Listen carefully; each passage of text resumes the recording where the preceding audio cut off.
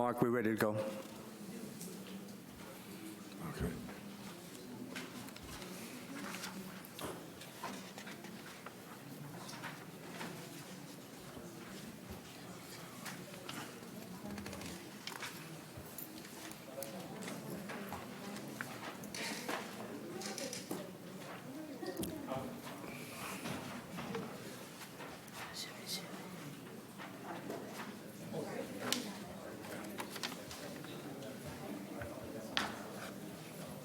I don't know.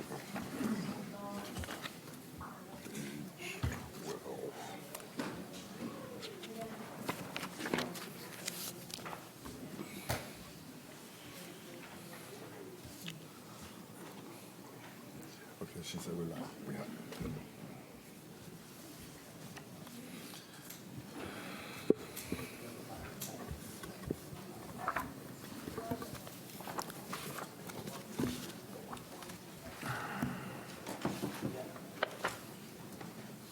All right, good evening. I'm going to go ahead and call this meeting to order. This is the Deltona Special Magistrate hearing of March 29th, 2023. Should we begin with a roll call? Mark Gibson, Code Compliance Supervisor. Danny Ron, Co-Compliance Manager. Renee Kearney, Hearing Clerk. Marion Laracy, Code Compliance Supervisor. Nicholas Lopez, Code Compliance Officer. Taylor Succo, Code Compliance Officer. Nelson Nieves, Code Compliance Officer. Steve Brockhoff, Code Compliance Officer. Janice Palacio, Code Compliance Officer. Lindsay Longstreet, Code Compliance Officer.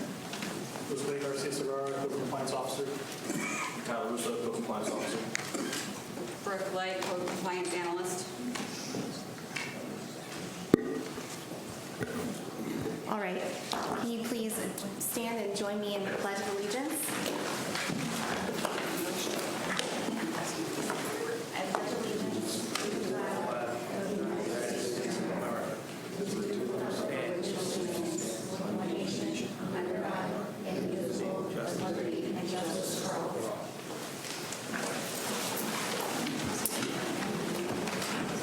All right. Fire. The next thing on the agenda is my statement, and forgive me, I'm going to read this so I don't forget anything. My name is Kristen Ike. I am the Code Enforcement Special Magistrate for the City of Deltona. We are here tonight because the City of Deltona has contended that there are violations of the Deltona City Code that exist. This is a public hearing, which means that no general public comment will be accepted, but each of the respondents and the code enforcement officers here tonight and any witnesses each of you call will be able to present evidence to me regarding each case and the violations of the Deltona City Code that are being alleged. I am an attorney and appointed by the City Commission to render decisions in these code enforcement cases to determine if a violation of the City Code exists and what fine will be imposed, if any. If you are here for a Massey case, you might see that next to your case number on the agenda. That means that I will be determining solely whether you have come into compliance in a timely manner in accordance with the previous order that the special magistrate issued in your case, and will not be reopening the case to determine whether or not a violation exists. Any decision I make this evening will be put into a written format in the form of an order. A copy of my written order will be provided to the city and then mailed to you as well. It is important to note that for any order I issue, you may appeal by sending a written notice of appeal to the circuit court within 30 days of the execution of my order pursuant to Florida statutes section 162.11. The procedure for the hearing today will be governed by Chapter 162 Florida statutes. Formal rules of evidence shall not apply, but fundamental due process shall be observed and shall govern the proceedings. Hearsay is admissible, but only to support other competent and substantial evidence. If you are a respondent, you will be able to testify, tell me what you think I need to know about your case, present evidence and witnesses. Your testimony will be under oath, so I will be swearing you in, and this hearing is being recorded. For each case, I will call the case number and the city will proceed first. The city has the burden of proving that the code violation exists. Then you will be allowed to respond.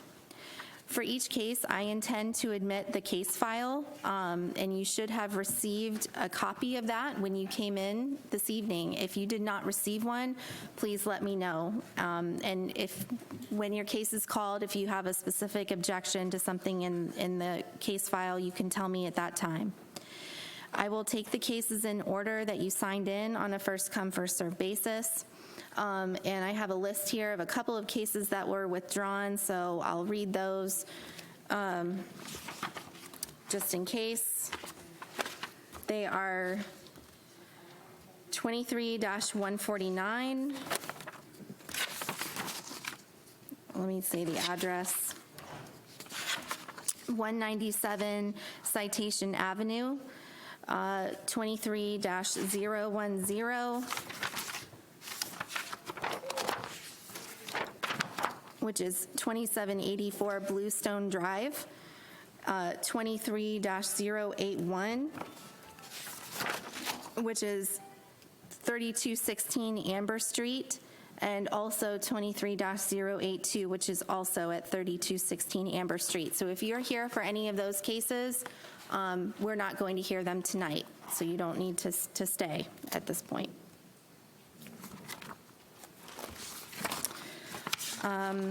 All right, I will go ahead and swear in everyone who intends to testify today as a group, which includes the code enforcement officers. So if you intend to speak to me this evening, will you please stand and raise your right hand?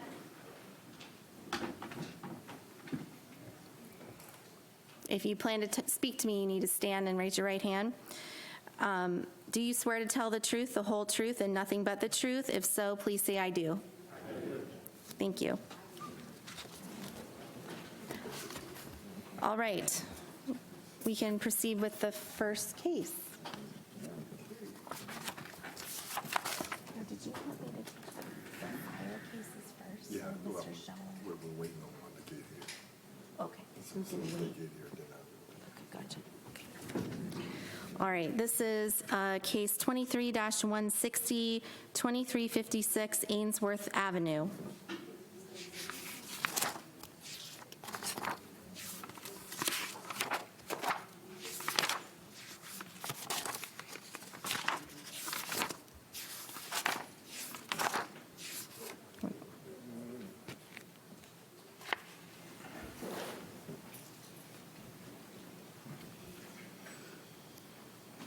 Good meeting.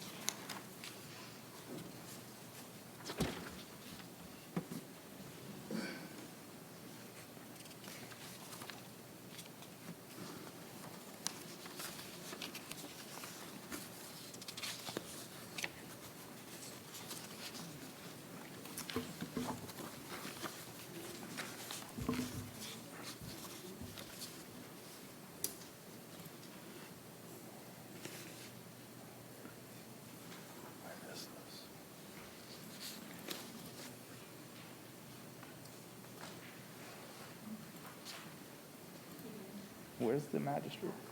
You have it? Okay.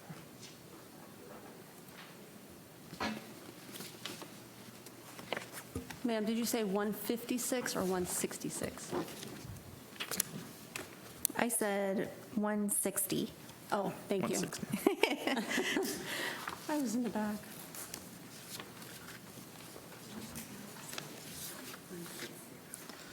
May I begin? Yes, please. Okay. My name is Nicholas Lopez. I am employed by the City of Deltona as a code compliance officer. This will be case number DEL-23-160, the City of Deltona versus Darrell N. Jackson and Margie Jackson. The property address is 2356 Ainsworth Ave, Deltona 32738. The parcel ID number is 813-032-070-140. This is a violation of City of Deltona Ordinance, Section 18.5, adopting the latest edition of the International Property Maintenance Code. Section 304.1, which states the exterior of a surface shall be maintained in good repair, structurally sound, and sanitary so as not to pose a threat to the public health, safety, or welfare. Corrective action for said violation is to repair, replace, or maintain in good repair any exterior surfaces, roof, obtain permits if needed. The statutory requirements for notification of this hearing have been met by the notice of hearing and notice of code violation were sent certified mail to the property owner at the address listed with the property appraiser's records. In addition, both notices were posted on the property and at City Hall at least 10 days prior to this hearing. All of the evidence in this case, including photographs, have been marked as exhibits and submitted to the special magistrate clerk. I certify any and all photographs to be true and accurate portrayals of what I observed on the day they were taken.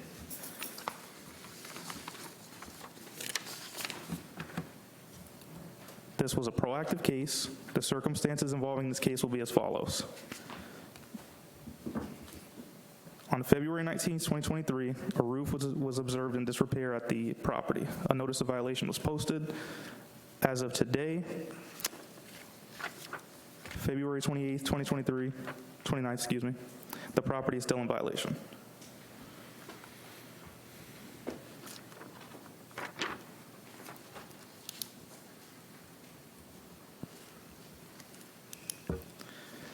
The city would like to request 90 days for the property to come into compliance or a fine of $100 per day to be imposed until such time that the property owner has been notified the city of compliance.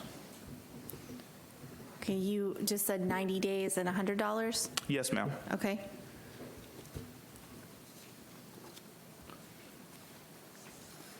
Okay, can you show me the pictures from today, if you have them?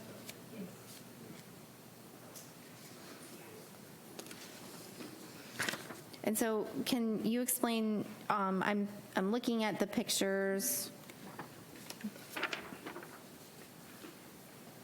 These are dated, well, this one was dated 2/19.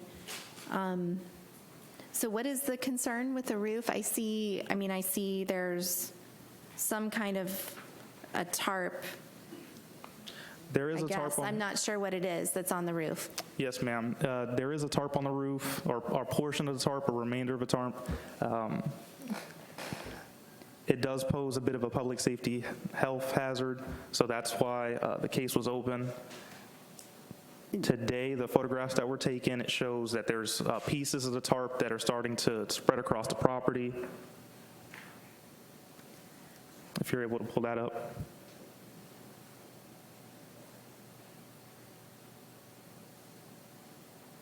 There was 3 photographs taken. One of them actually has a detailed image of the tarp starting to rip. Okay, but not this one? Yes, Oh, that it's photograph starting to there. blow? Yes, Like ma'am. it's starting to come apart a little bit? Yes, ma'am. And it's on the ground, okay. Is the property owner here? Yes, ma'am. The gentleman is here to speak. Okay, can you come forward?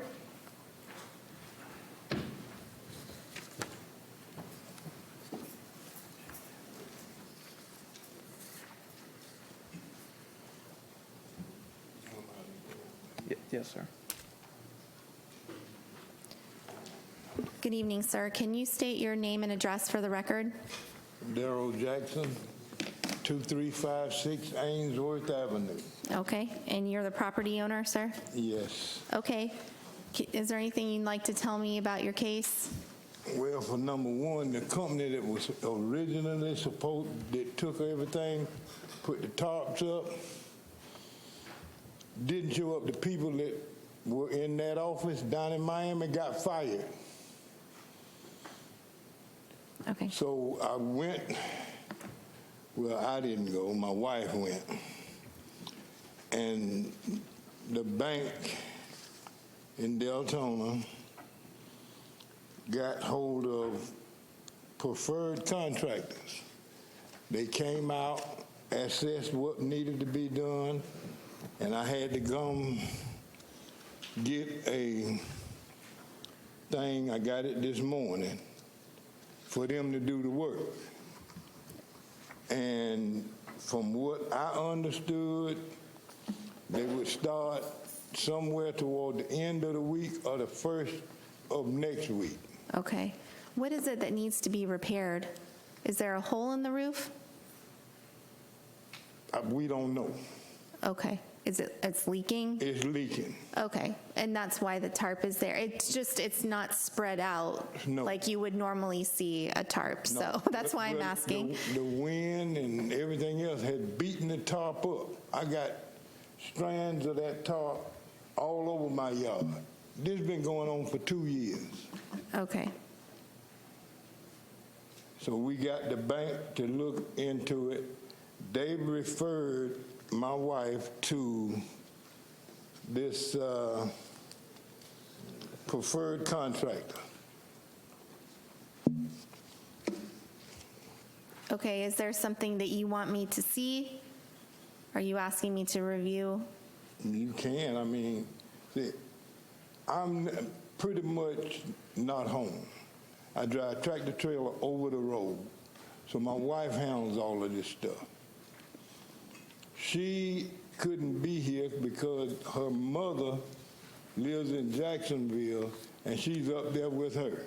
Okay. So that dropped all of this in my lap. Okay. Understood. All right. Do you believe that 90 days will be sufficient for you to complete the repairs on the roof? Should be. All right. Because I talked to, well, my wife talked to the guy at Preferred. They said they took satellite images of the roof.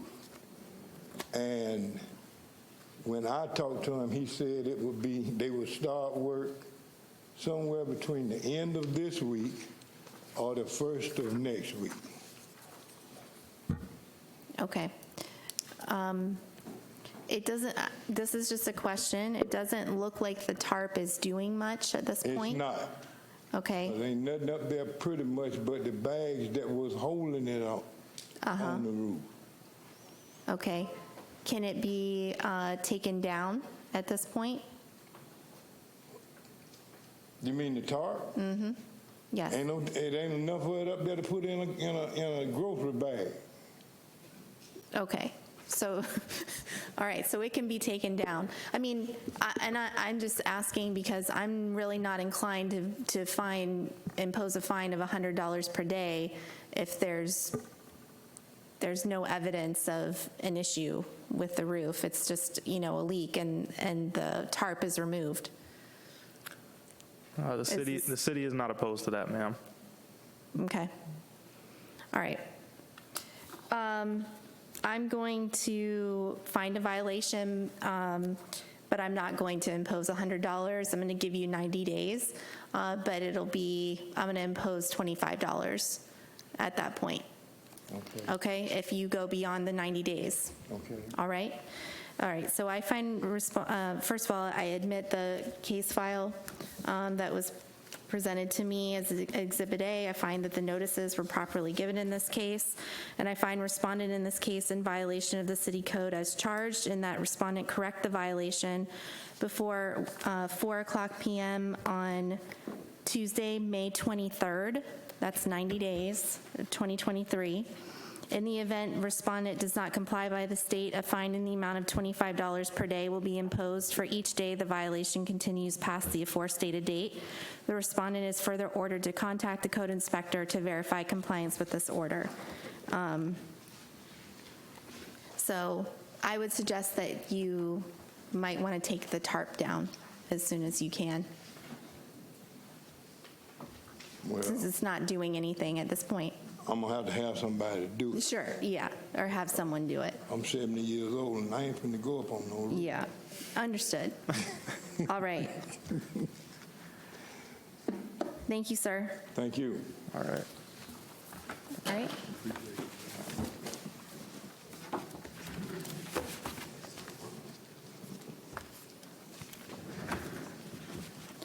All right, the next case is 23-062, 3240 Amber Street.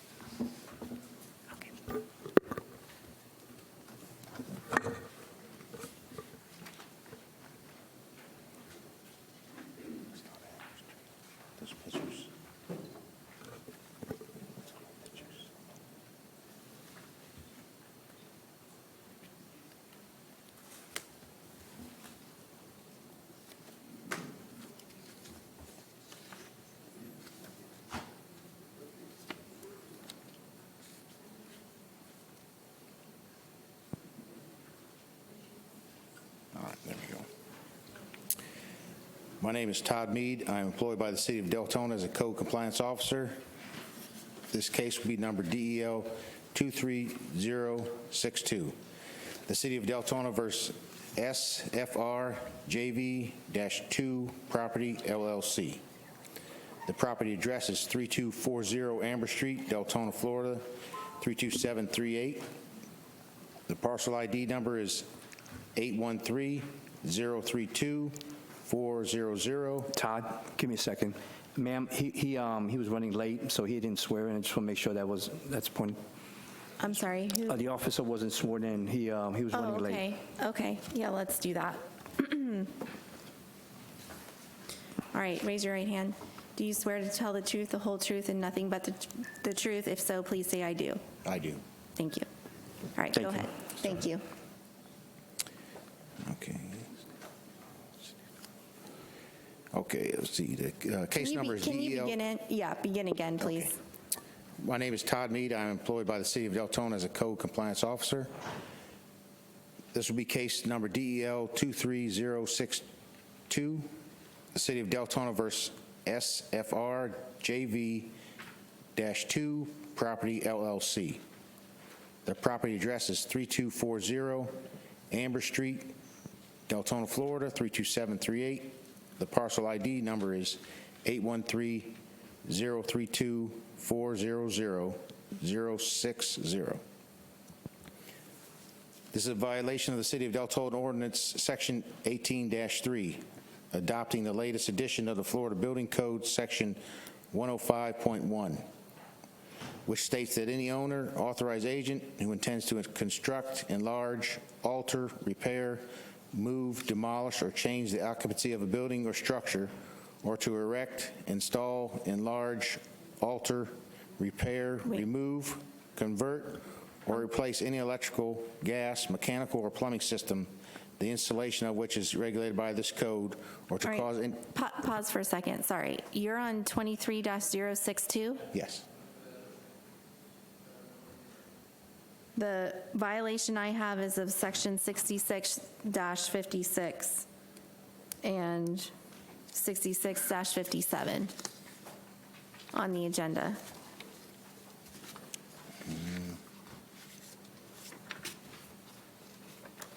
So, Should be for...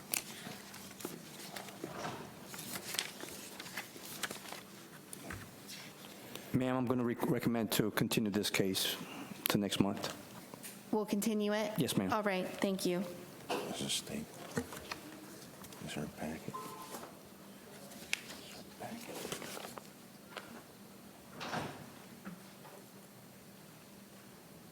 All right.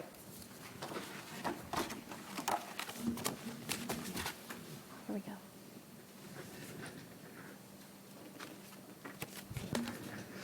Next case is 23-177, 1200 Deltona Boulevard, Suite 1A.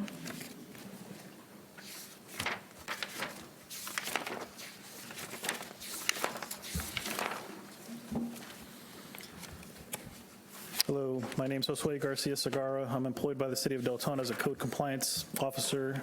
This will be case number DEL 23-177, the City of Deltona versus Deltona Wellness LP. The property address is 1200 Deltona Boulevard, Deltona, Florida, 32725. The parcel ID number is 813-006000020. This is a violation of City of Deltona Ordinance Section 50-70, subsection 1, which states that the proper disposal of solid waste is required. It shall be the responsibility and requirement of all owners/occupants of commercial property to contract for the removal, transportation, and disposal of solid waste with an unauthorized or with an authorized collector in a manner which would not be detrimental to the public health, safety, and welfare of the citizens of the city unless authorized by this section, and must provide copies of any receipt, agreements, or other proof for such services to a code enforcement officer or the city finance department upon request. Corrective action said for this violation is to provide the business with a solid waste container through a contract with an approved vendor to remove the solid waste from the commercial business. The statutory requirements for the notification of this hearing have been met by the notice of hearing and notice of code violation were sent certified mail to the property owner at the address listed with the property appraiser's records.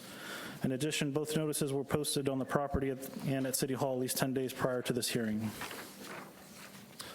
All of the evidence in this case, including photographs, have been marked as exhibits and submitted to the special magistrate clerk. I certify all the photographs to be true and accurate portrayals of what I observed on the day that they were taken. So this is a reactive case that was started on November 2nd, 2022 by a forwarded email I received from the former Assistant Director of Code Compliance in regards to Good Eats Diner. This establishment needs to have a solid waste container through an approved vendor to remove the solid waste that is generated from daily operations. I posted the property with a 7-day notice of violation as directed. I was unable to make contact with anyone at the business during this time as the business was closed during those business hours. November 4th, 2022, I received a call to speak with the owner of Good Eats Diner, Tristan. He stated that he's been sharing the dumpster on site with the business of Monster Pizza. I told him within the city of Deltona, all commercial properties are mandated to subscribe to a solid waste commercial collection service with a collector franchised by the city. On November 17th, 2022, the former Assistant Director of Code Compliance stated that if Good Eats Diner or Monster Pizza could provide a written letter that states the Monster Pizza provides permission for Good Eats Diner to use their Waste Pro dumpster, then that would be acceptable, and the company Waste Pro could bill them appropriately. The following day, I received the dumpster agreement between the two parties, which was forwarded to both the Assistant Director and the Waste Pro management. On November 18th, the day following, Thomas Daly, the municipal franchise manager of Waste Pro, replied via email stating that Good Eats Diner cannot use Monster Pizza's dumpster, as they do not allow subleasing of their contracts, and that Good Eats Diner has an unpaid balance that needs to be collected prior to starting service again. As of January 4th, 2023, I was updated that the business has yet to obtain a dumpster. At this time, I was working with the property owner of 1200 Deltona Boulevard to correct other violations, as well as this one, so the case was given more time to come into compliance. On March 15th, 2023, I made a site visit in which no dumpster for Good Eats Diner has been obtained, and a notice of hearing was posted. As of today, no dumpster is on property that belongs to Good Eats Diner. So the city would like to request 30 days for the property to come in compliance or a fine of $100 per day to be imposed until such time that the property owner has notified the city of compliance. Okay, a couple questions. Sure. You said that you gave them more time to come into compliance. When was that date? Well, more time in order to, I guess, get a dumpster, but Yeah, when was the last time? I'd have to look at my case notes, ma'am.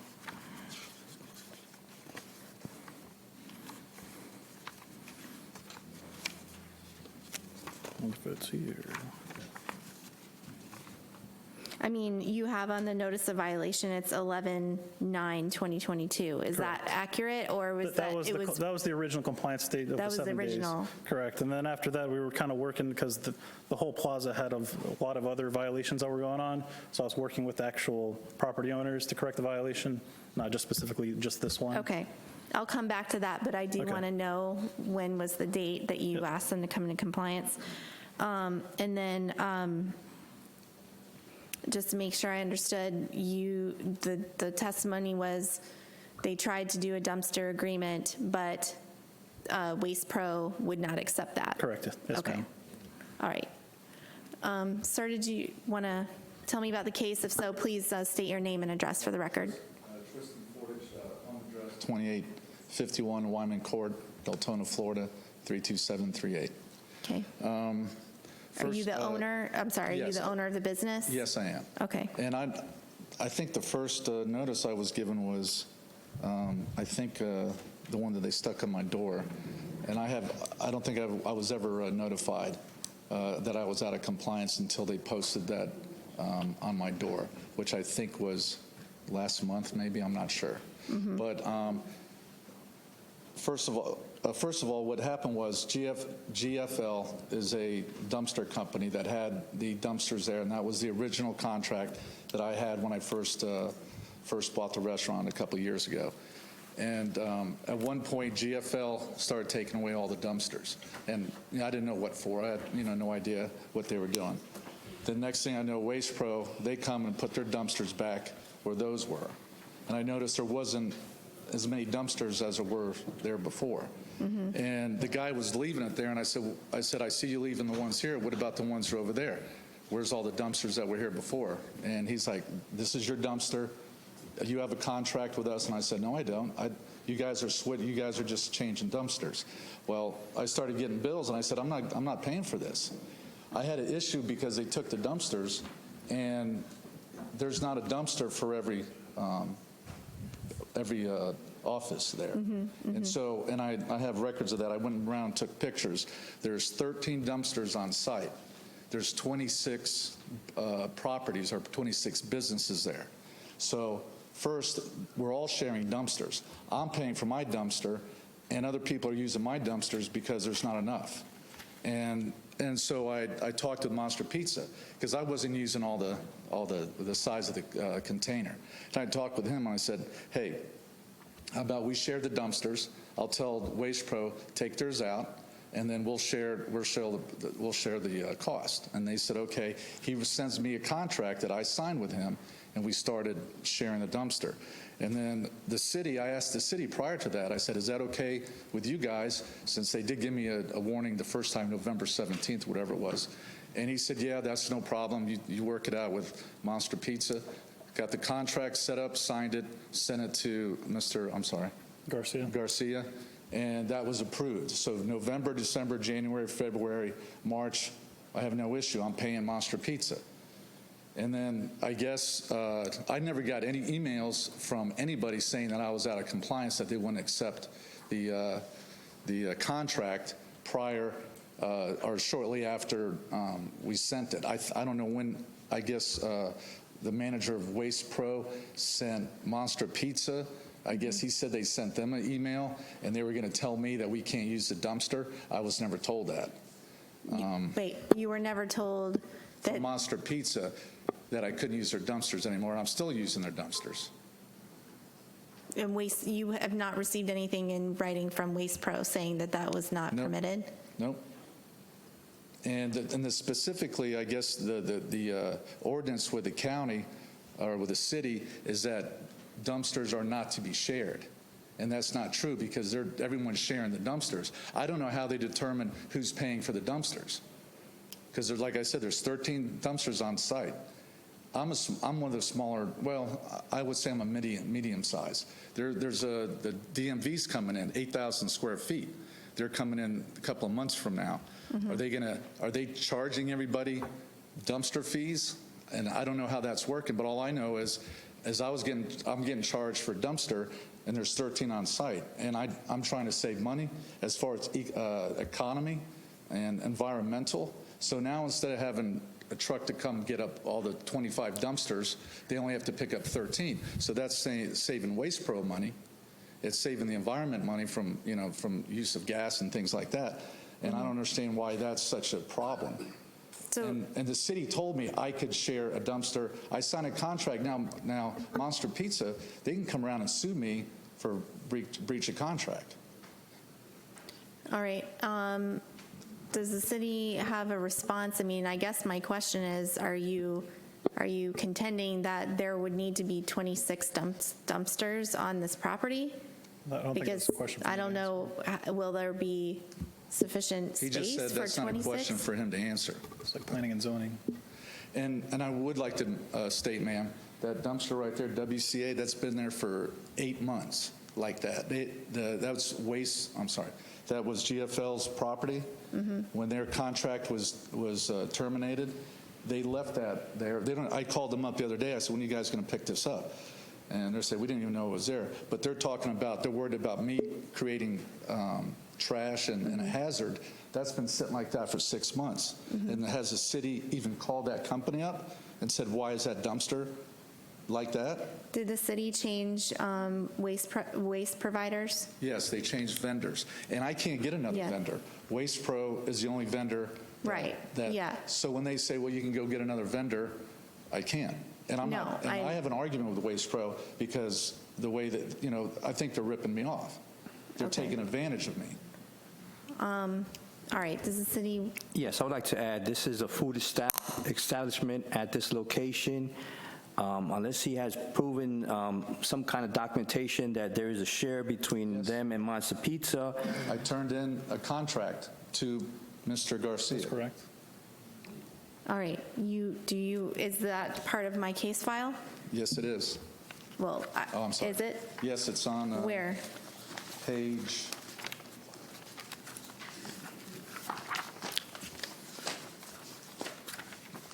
Is this also an agreement with Waste Pro? I don't need to make. Oh, I have to see make it. an agreement with Waste Pro. This is an email, it looks like, from Monster Pizza. I understand utility companies, you know, they have one company, FP&L, Duke Energy, and I understand that is something that the state controls.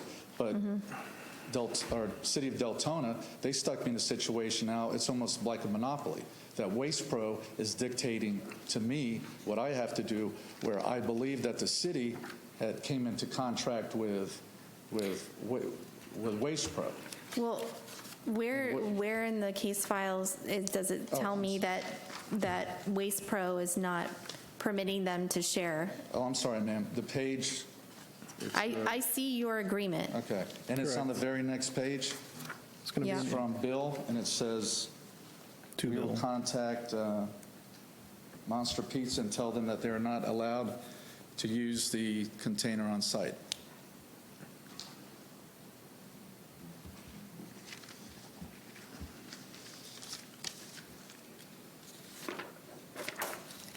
All right, I'm struggling with this because, yes, it says, it is from a manager at Waste Pro saying,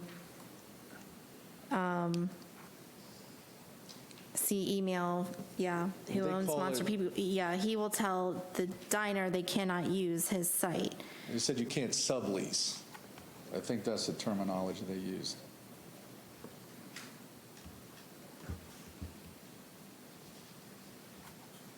Well, that's how it was reported to me, that they are not allowed, Monster Pizza is not allowed to sublease their dumpster, and also sharing of dumpsters are not allowed. But obviously, that's not the case, because 13 containers with 26 businesses there, so people are sharing containers. All right. Is the city opposed to me continuing this to the next time? Because I really am concerned about, you know, if I'm ordering someone to get another container, you know, and you've got 26 businesses on the site, are you asking me to order that and have 26 dumpsters on the site? It seems to me like there should be some ability to, you know, get a larger dumpster or something to. We could, Well, ma'am, can I interject? The dumpster there is fine. Monster Pizza, myself, we don't want a messy area back there, and the container is ample size for both of us to use it.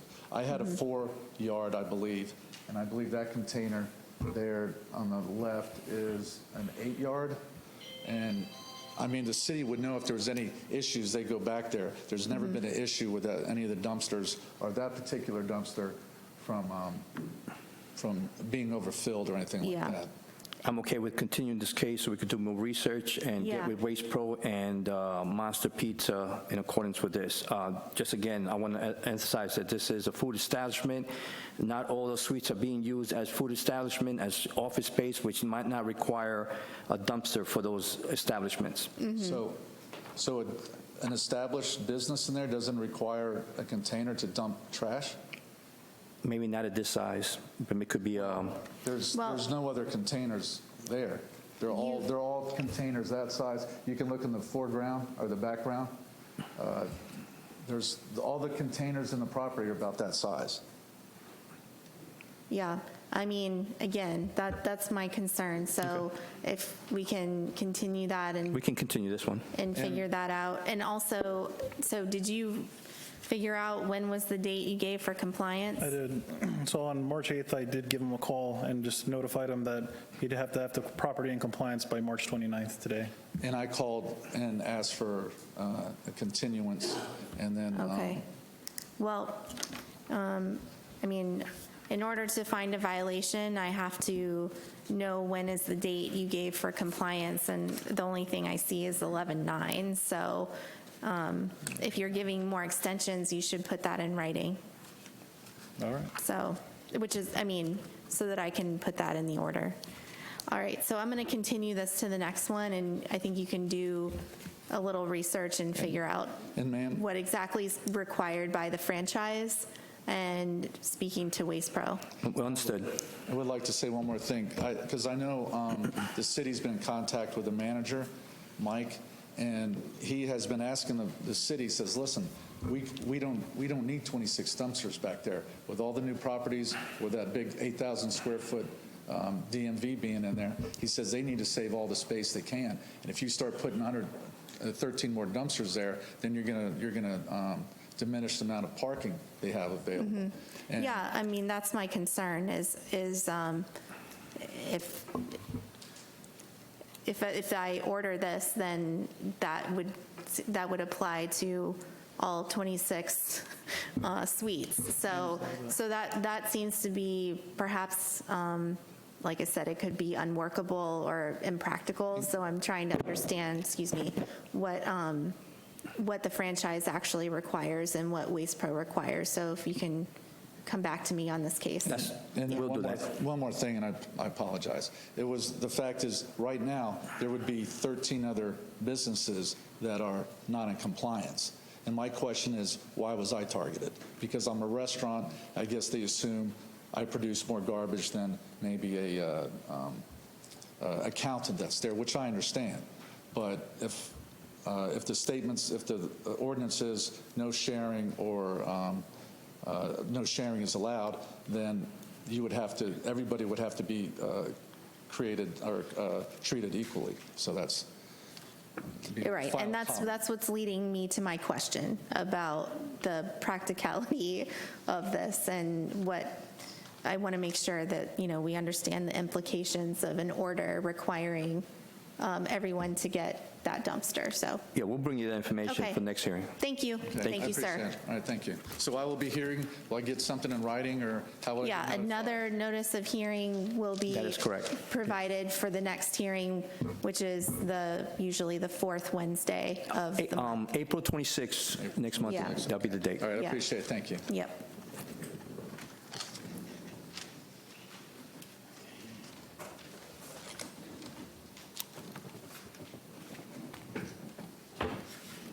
All right, this is case 23-166, 1864 Tripoli Avenue.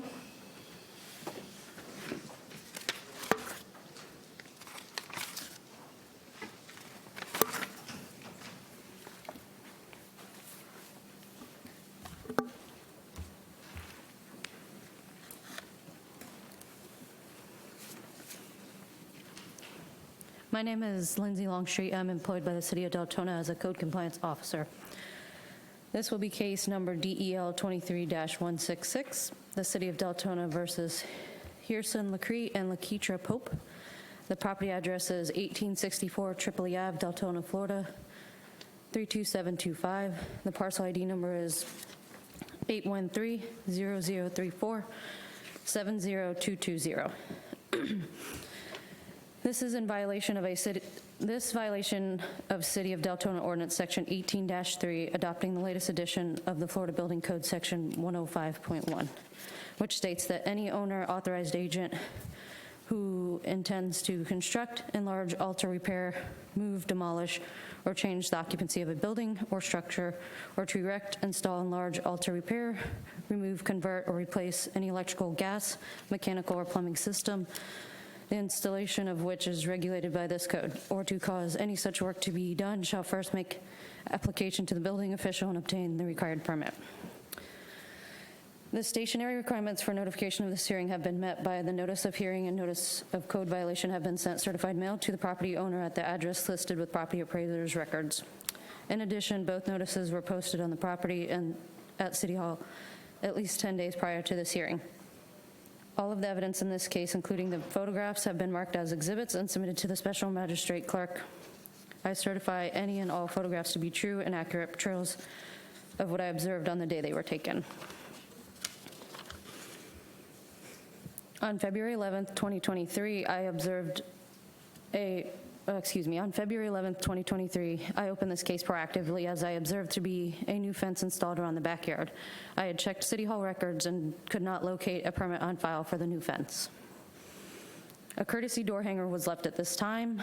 I followed up again on February 18th, 2023, and still observed no permit on file. I had spoken with a female resident at the time and had asked if she had needed an extension to obtain the permit. Again, on February 25th, 2023, I followed up again and still observed no permit on file. I proceeded with posting a notice of violation with a compliance date of March 7th, 2023. I spoke with the male resident at this time and explained this would give him an extra 10 days to come into compliance with getting a permit.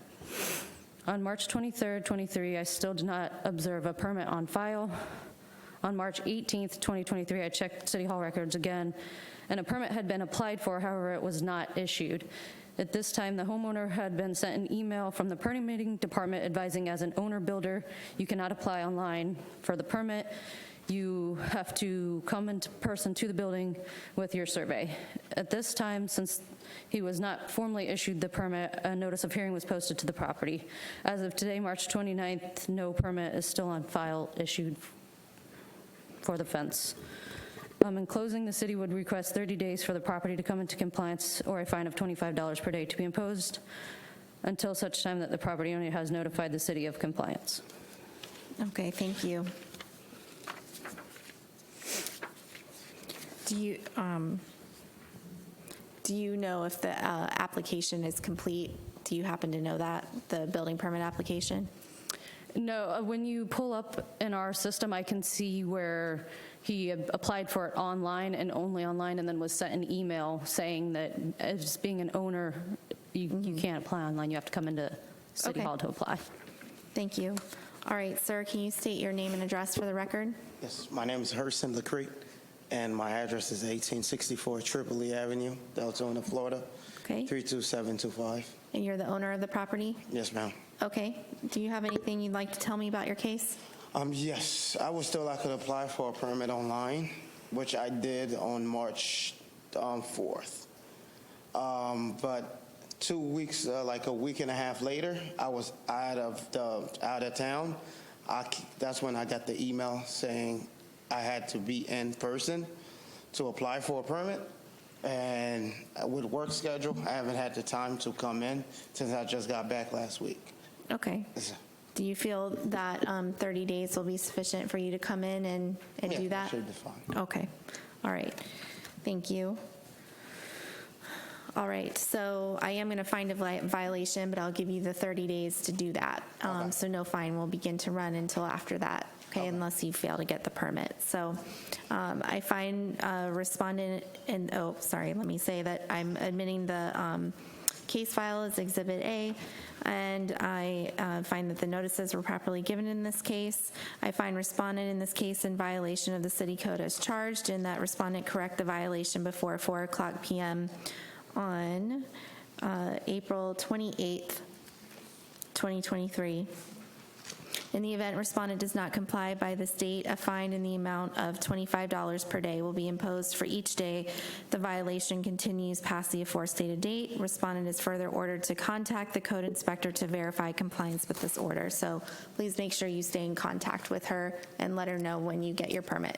Okay. All right? Thank you. Thank you.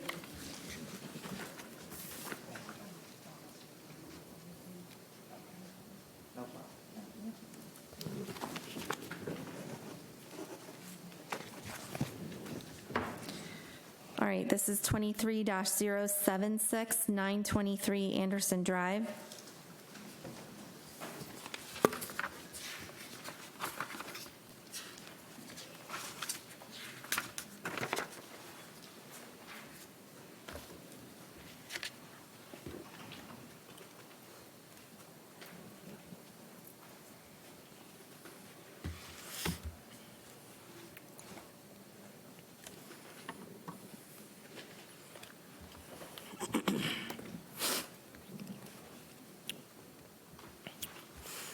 You can begin when you're ready. Okay. My name is Nelson Nieves, and I'm employed by the City of Deltona as a code compliance officer. This will be case number DEL 23-076, the City of Deltona versus Nicholas G. Mass. The property address is 923 Anderson Drive, Deltona, Florida 32725. The parcel ID number is 813-012-030-100. This is a violation of the City of Deltona Ordinance Section 18-3, adopting the latest edition of the Florida Building Code, Section 105.1, which states that any owner, authorized agent who intends to construct, enlarge, alter, repair, move, demolish, or change the occupancy of a building or structure, or to erect, install, enlarge, alter, repair, remove, convert, or replace any electrical, gas, mechanical, or plumbing system, the installation of which is regulated by this code, or to cause any such work to be done, shall first make application to the building official and obtain the required permit. The corrective action for said violation is to obtain a permit. Applications must be submitted to the City of Deltona, 2345 Providence Boulevard, Deltona, Florida 32725. The structure must meet all requirements of city ordinance and be approved on final inspection. Contact our office with the permit number when obtained.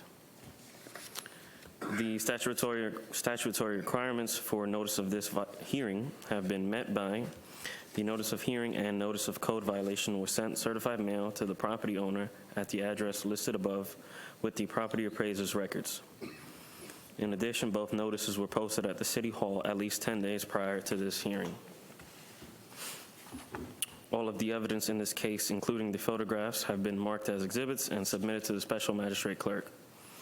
I certify any and all photographs to be true and accurate portrayals of what I observed on the day they were taken. This is a reactive case that began on August 11th, 2022 for a deck being built with no permit.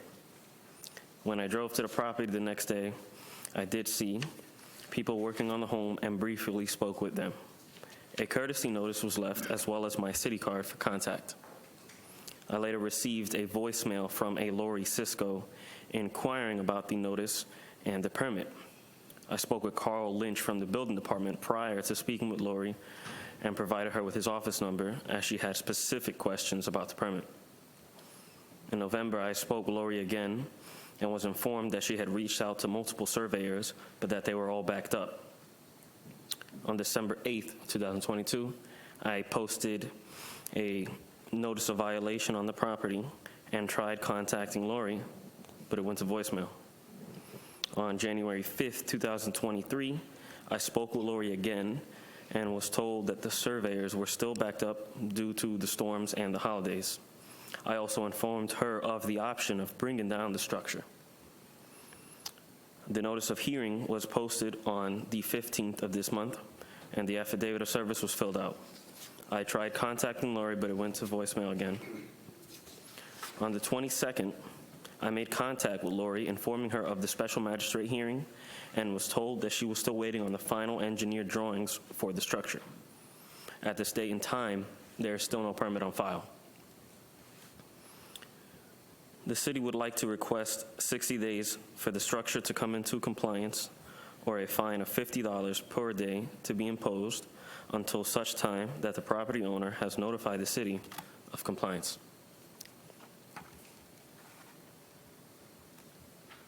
Thank you. All right, I see the property owners are here. Can you state your name and address for the record? So my name is Nick Moss, address 4872 Shoreline Circle, Sanford, Florida. I'm here with Lori Cisco, same address. Okay, and you're the property owner, correct? All right, is there anything you'd like to tell me about your case? So we received the survey, which took us quite a few months because of the hurricanes. We've engaged with Devlin Engineering, which tells us that the engineering drawings will be ready on the 20th of April. They couldn't start the engineering drawings because they needed the survey. Okay. All right, now 60 days would give you until May 28th, so that would give you even over a month an addition to obtain the permit. So do you believe that that is, oh, thank you.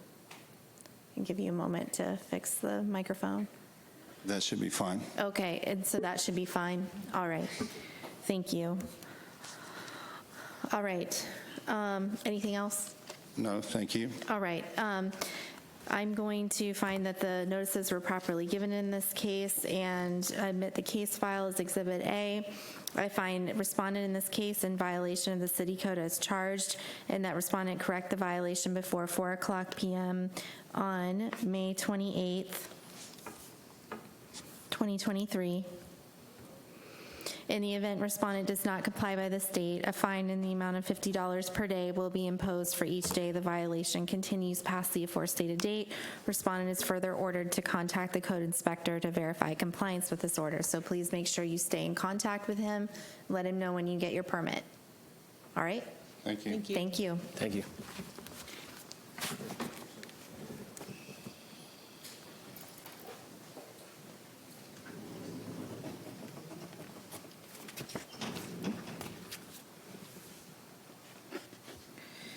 All right, this is case 23-164, 967 Rock Hill Street.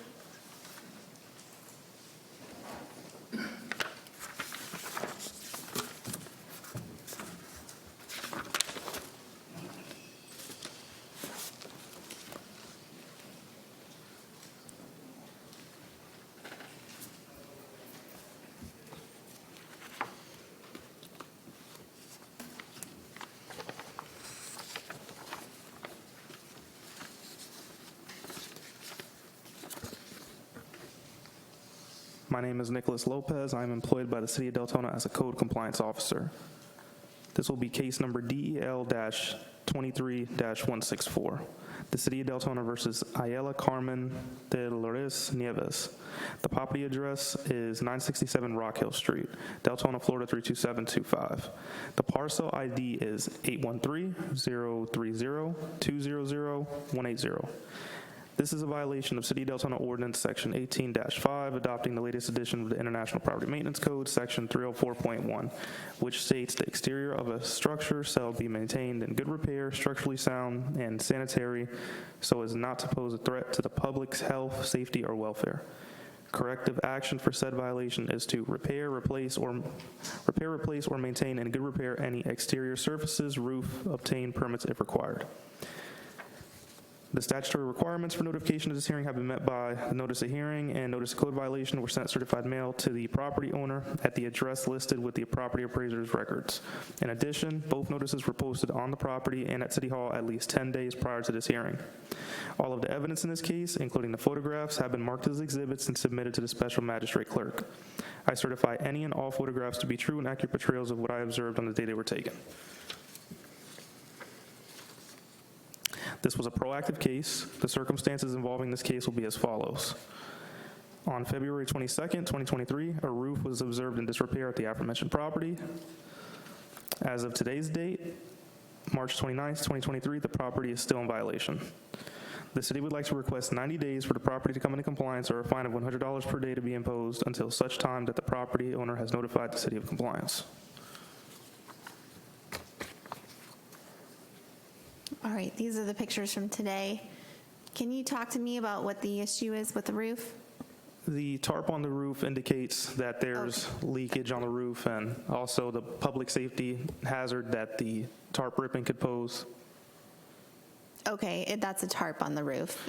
I can see it's blue, but I couldn't really tell what it was. All right, oh, thank you for zooming in. All right.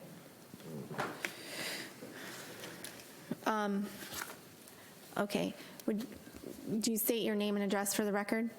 967 Rock Hill Street, Deltona, Florida 32725. Okay. And my name, Your Honor, is Kevin Rosado. I'm here with my mom, and I help her explain and give the proper information and present evidence to that. Sure, thank you. All right, is there anything you'd like to tell me about the case? Please go ahead. Yes, ma'am. So what's going on with my mom, these damages done to the roof was prior to the hurricane. So there was obviously with weather, rainstorms, my mom's ceiling received damages, and there's therefore a leakage. So a company, the farmer's insurance, so they came out, they did a... Yeah. One moment. All right, can you speak into the microphone? Yes, ma'am. Yeah, okay. So Farmers Insurance, they came out and they did an overall inspection of the roof and determined that there were damages to the roof.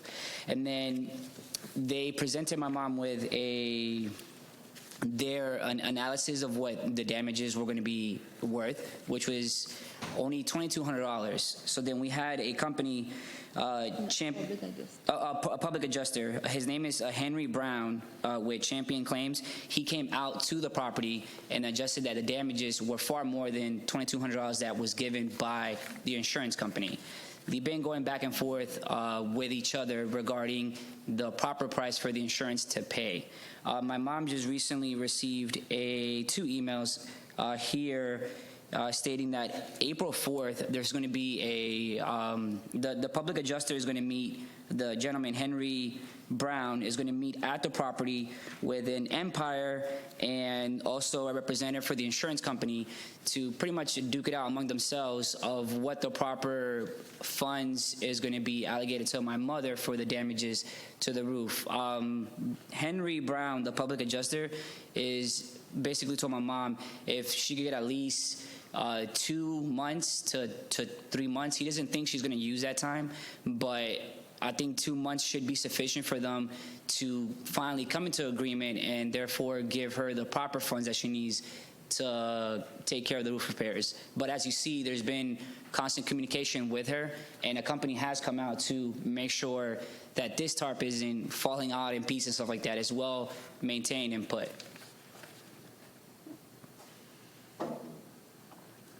Okay.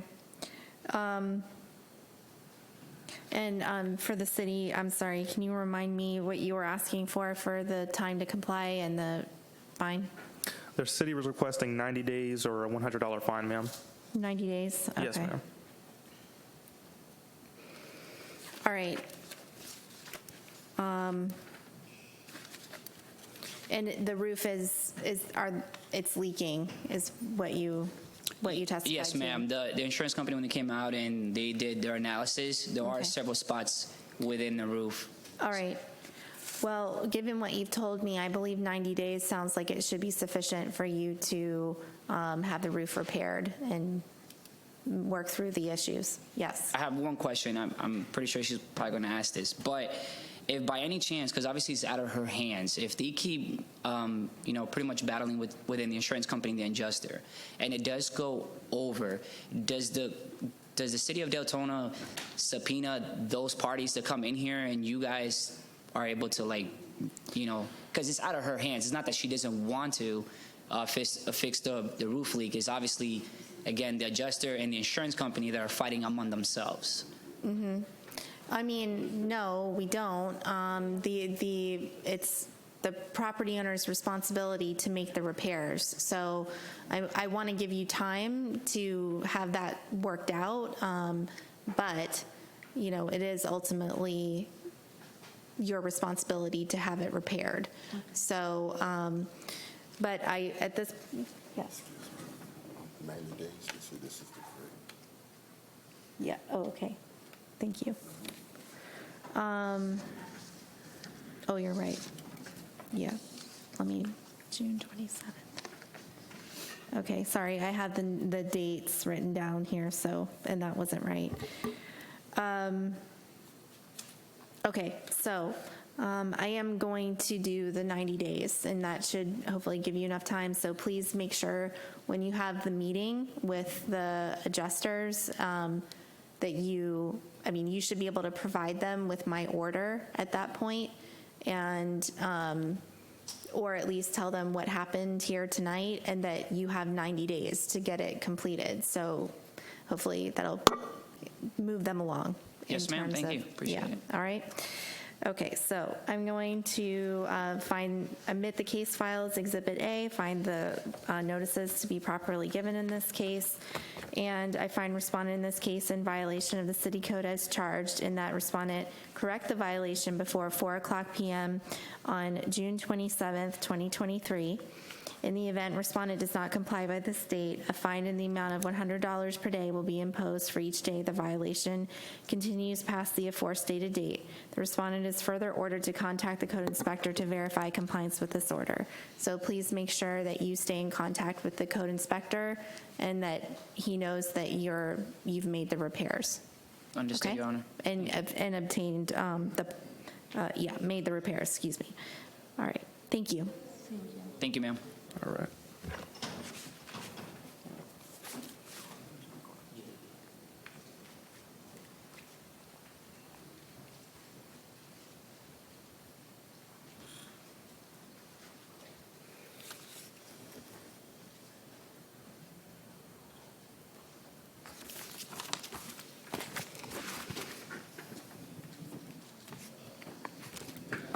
All right, this is case 23-176, 1517 Gainesville Drive.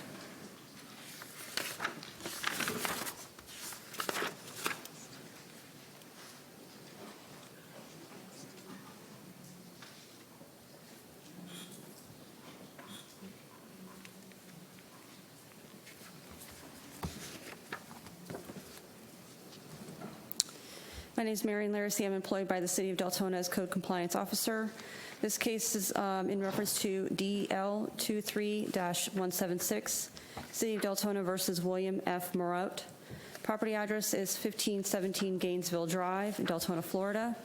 Parcel ID is 813-072-200-080. This is a violation of City of Deltona Ordinance, Section 18-5, adopting the latest edition of the International Property Maintenance Code, Section 304.1, which states exterior of structure shall be maintained in good repair, structurally sound, and sanitary, so as not to pose a threat to public health, safety, or welfare. Corrective action for the violation is to repair, replace, or maintain in good repair any exterior services and obtain permits if required. Statutory requirements for notification of this hearing have been met. Notice of hearing and notice of code violation were sent certified mail to the property owner at the address listed with property appraiser's records. In addition, both notices were posted on the property and at City Hall at least 10 days prior to this hearing. All evidence in this case, including photographs, have been marked as exhibits and submitted to the special magistrate clerk. I certify any and all photographs to be true and accurate portrayals of what I observed the day they were taken. This was a proactive case that began February 2022, when I noticed the property appeared to be vacant and what appeared to be severe damage to the exterior walls from a fire at the house. Property owners arrived while I was on scene, and they explained the house fire occurred in December of 2021, and they were trying to make arrangements for the repairs. Over the course of several months, the property was purchased by a new owner, and improvements to the homes had begun. And in September of 2022, permits were applied for, and in November 2022, they were under review but not issued. I was in contact with the new owner, Mr. Murat, several times in the duration of these improvements and advised the permits were under review and not issued. We communicated several times to get the permits issued as the work continued. Mr. Murat requested an extension and was advised the case will be continued until today's hearing. This month of March, the permit was issued for the repairs for the walls, trusses, and roofing that were damaged by the fire, but the property is still in violation as of today. All right, so you gave him until, or the owner until today to come into compliance? Until March, yes, until today. I'm sorry, what? Until today, yes. Okay. And what is still in violation? The house is still in disrepair. This is as of today. Okay. From the fire damage. All right, so I see, okay, quite a bit of fire damage on the exterior, and parts of the roof are missing, frankly. Okay. Sir, do you want to state your name and address for the record, please? William Murat, 220 West Minnesota Ave, DeLand, Florida, 32720. Okay, you're the property owner? Yes, ma'am. Okay, what would you like to tell me about your case? Well, it's been a little twisted. I knew this old guy put me together when he sold me this house. But anyway, it was a work, it was a lot of things to get done. I bought it last March. The first two pictures were not mine, by the way. That was the last guy. And I got an electrical permit right away within a month. And I looked at this damage, and I didn't want to run afoul of the city. So when I had the first electrical inspection in May, I met the building inspector there, and I walked him through, and I said, "Can I get this done with a roofer?" He said, "No, you need a general contractor." So, which was probably the right answer, obviously. There's a lot of damage. So I got a general contractor. He said, "I can't just do it, I need a set of plans." So I got an engineer to draw me up plans, and it takes a couple of months, and then he said, "I need a survey." I should have told me that before, but anyway. So we did get everything squared away, applied for the permit in November. It took a while to get all the people under one permit. That's what the building department required, to get them all, the roofer and the air conditioning guy and everything under one permit. So we did all that, and with the holidays and all, it just happens. Things are busy, and it's a busy place. But we did finally get the permit 2 weeks ago. So we have the permit. We're ready to go now. I've fought through all the twists and turns, and I'm there. I got the permit. They issued it. I was there a couple of weeks ago. I just stopped into City Hall, and I asked the woman, "Did they ever get that permit approved?" She said, "Matter of fact, it is. If you'll wait a half hour, I'll image it and give you all the paperwork." I said, "I'll wait a week. That's fine." And so I did. So we do actually have the permit. We've done everything we're supposed to do, and it's probably going to take, I don't know. No, it was a lot worse when I bought it. It was a mess. Illegal structures built on it. I tore all that off. So probably 90 days it'll be finished, all the work, I would think. I wouldn't see any reason why not. And the city, you're asking me for? We can ask for 90 days, yes. 90 days. And a $50 per day fine. And what? $50 per day fine. 50? Okay. All right. All right, so I find that the notices were properly given in this case. I'm admitting the case file as Exhibit A. I'm going to find respondent in this case in violation of the city code as charged, and that respondent correct the violation before 4:00 p.m. on June 27th, 2023. So that's 90 days. In the event respondent does not comply by the state, a fine in the amount of $50 per day will be imposed for each day the violation continues past the aforestated date. Respondent is further ordered to contact the code inspector to verify compliance with this order. So please make sure you stay in contact with her Yes. as progress. They've been very helpful all the way through the process. So Yes. it's All right. Thank very you. helpful. Thank you. Thank you, ma'am.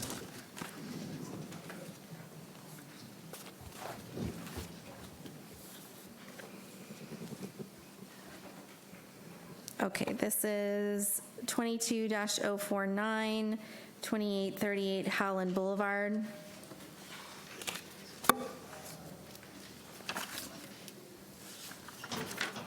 This is a Massey case.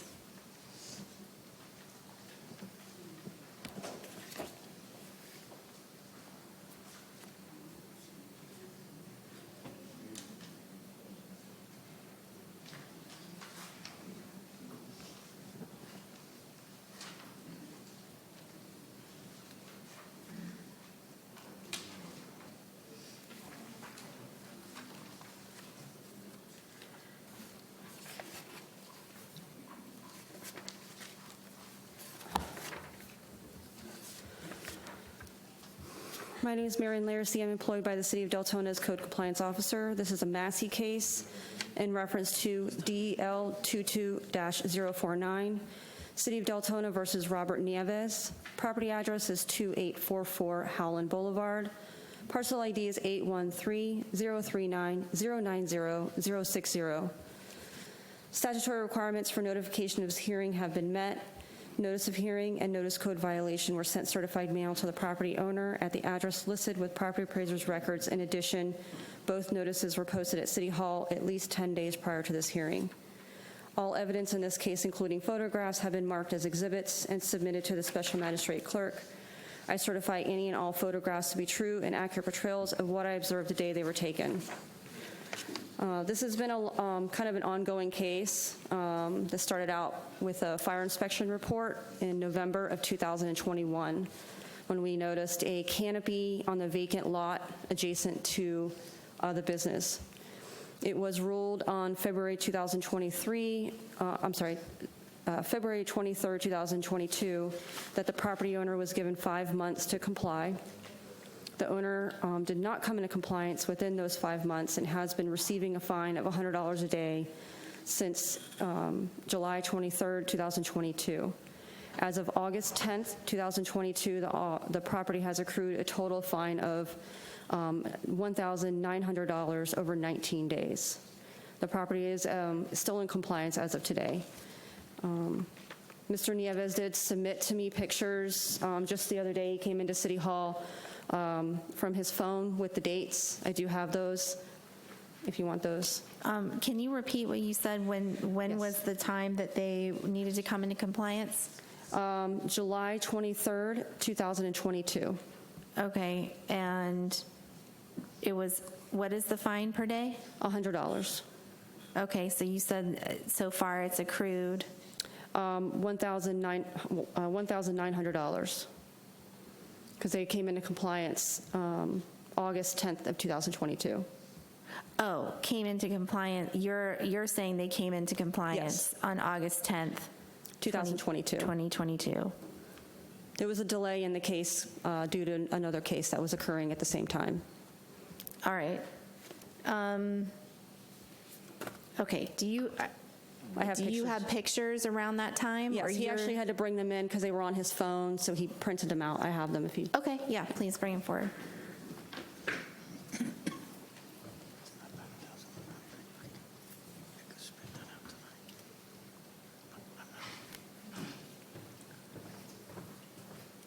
Okay, but this was a building code case, correct? Yes, ma'am. So they obtained their permit on August 10th, 2022? No, they actually took down the structure. Oh, took down the structure.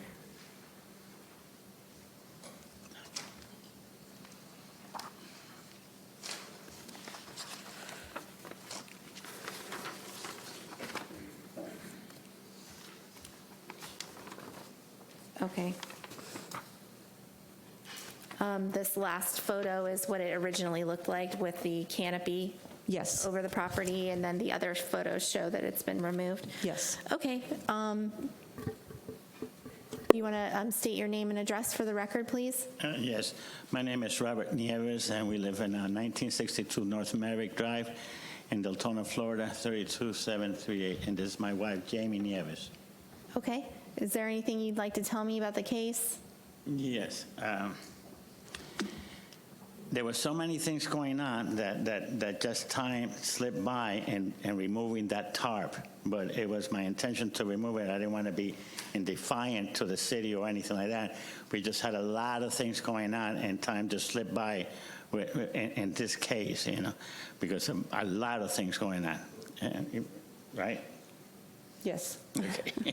But anyway, that's about it. I wish that you could eliminate that death, because it wasn't our intention to be defiant or to defy the city's ordinance. Mm-hmm. But you would agree that August 10th was the date that you took down the tarp?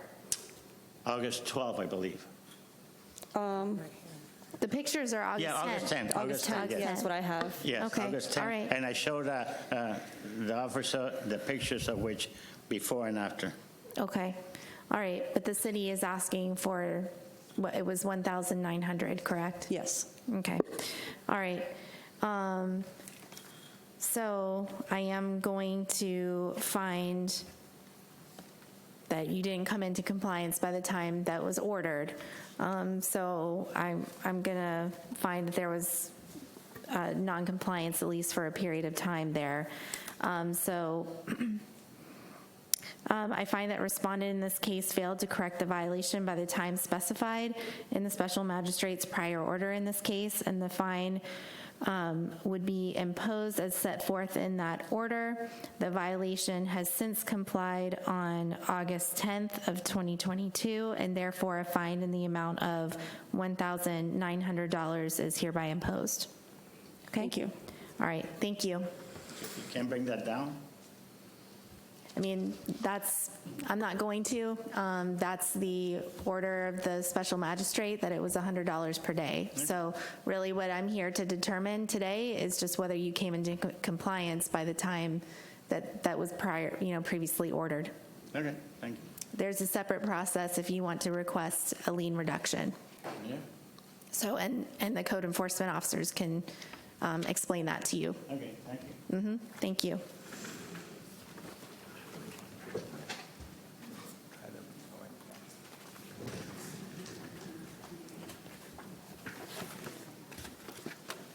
All right, 23-015, this is a Massey case, 716 Mountain Way Avenue.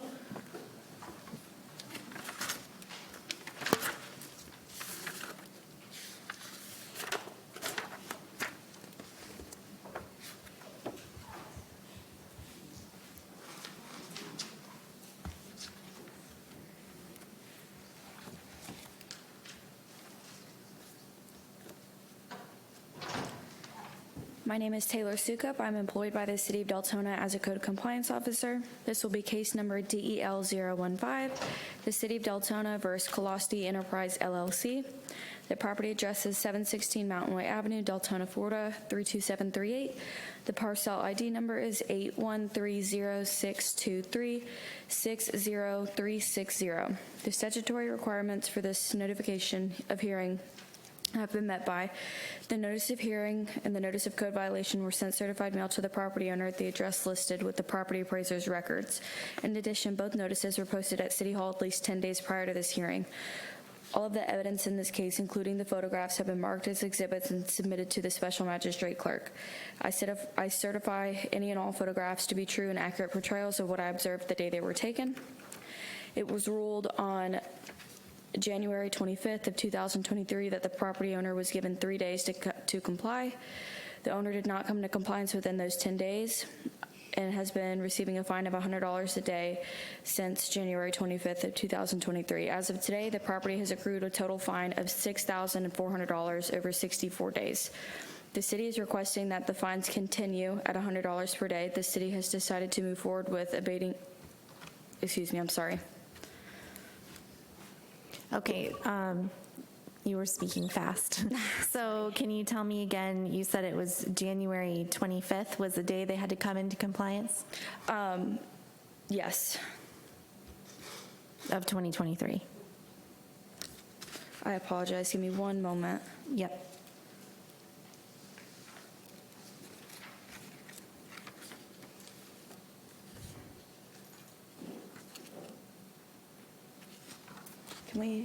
Can we continue this?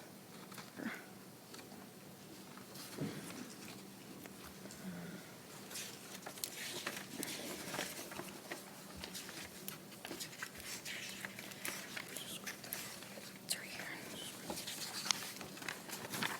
I did my math wrong.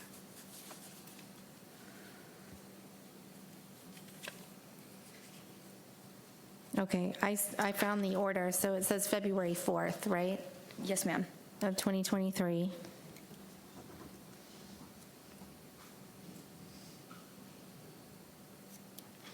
And it was $100 per day.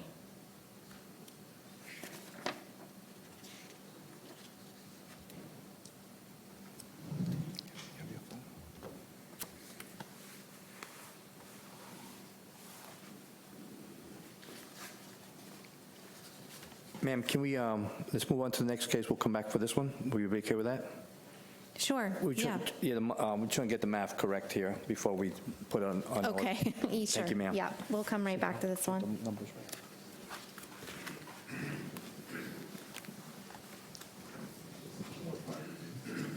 What's that? Oh, fine, okay.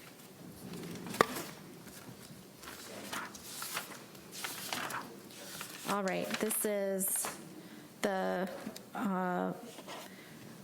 fire -0000001 2023 577 Deltona Boulevard.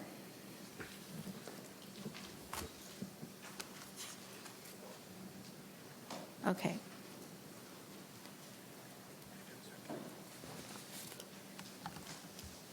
And before we begin, do you have a copy of these code sections that you've cited of the NFPA? Yes, ma'am, I printed them out for you. Okay, can you bring them up? Absolutely.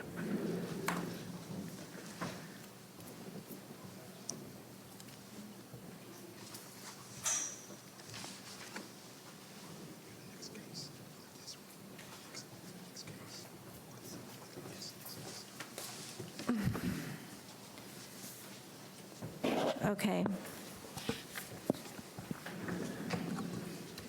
All right, go ahead. All right.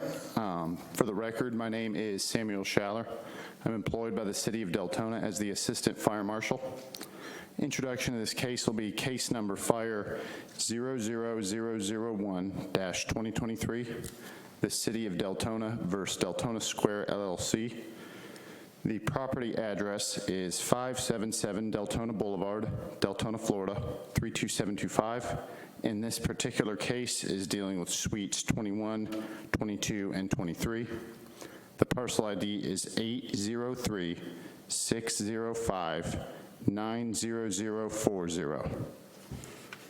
This is a violation of City of Deltona Ordinance, Chapter 42, Article 4, Fire Codes, Chapter 42-186, which adopts the most recent edition of the Florida Fire Prevention Code as adopted by the State Fire Marshal, which contains the Florida-specific version of NFPA 1 Fire Code and NFPA 101 Life Safety Code.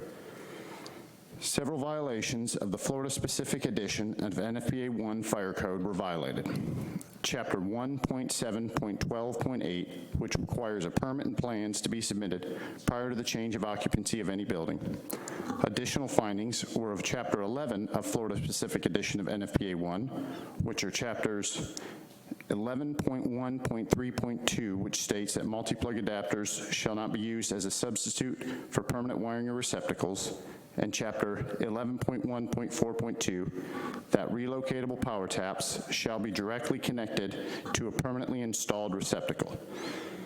Additional violation is Chapter 11.1.5.1, which states extension cords shall be plugged directly into an approved receptacle, power tap, or multi-plug adapter, and shall, except for approved multi-plug extension cords, serve only one portable appliance.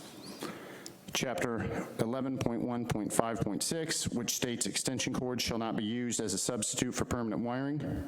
Chapter 11.1.2.2 states that unless determined to be an imminent danger, existing electrical wiring, fixtures, appliances, and equipment shall be permitted to be maintained in accordance with the addition of NFPA 70 in effect at the time of installation.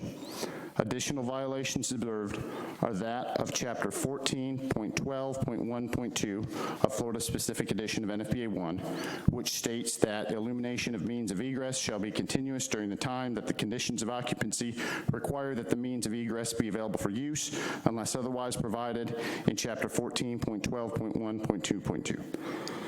Other violations observed come out of a separate Chapter 13 of Florida-specific edition of NFPA 1, which are Chapter 13.3.1.2, which state that all fire sprinkler installations shall be installed in accordance with NFPA 13, 13R, or 13D as appropriate.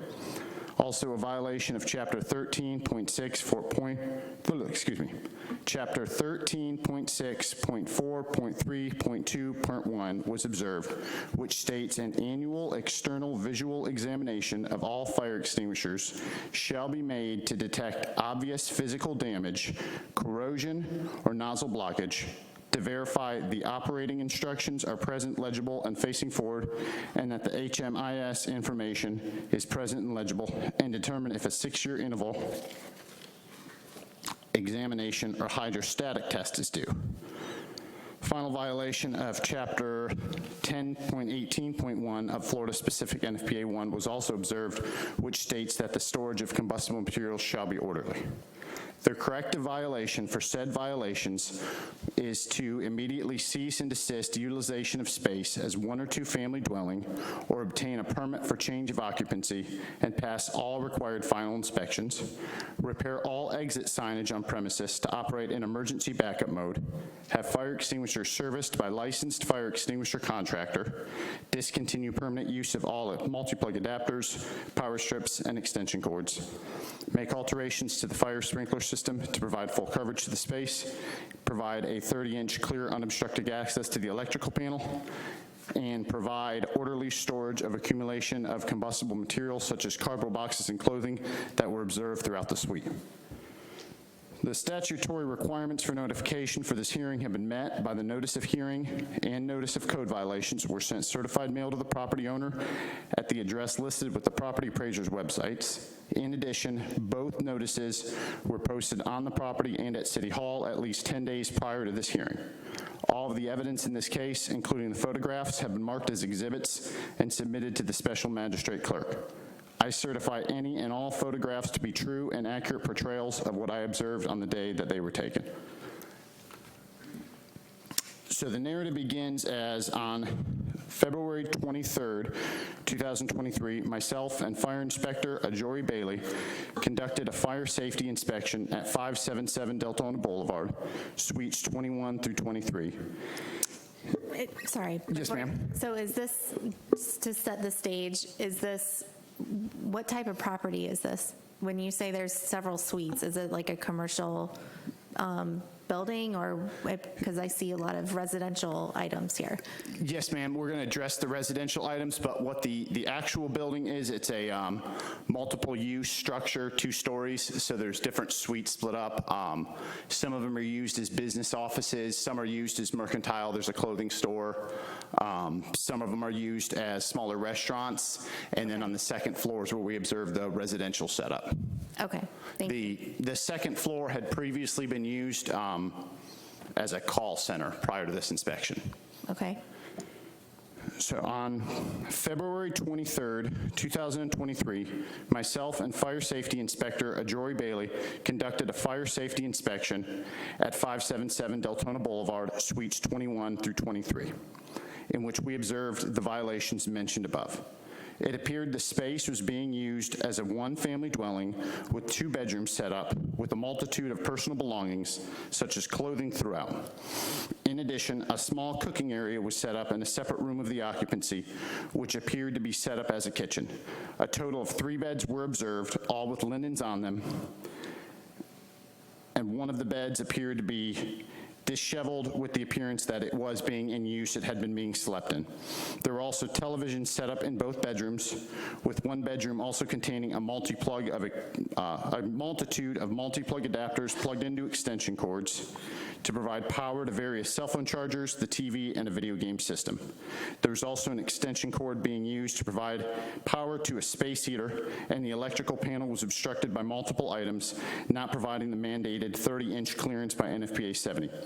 The sole fire extinguisher in the space had not been serviced by a licensed contractor since 2019, and one exit sign was not operational under battery backup mode.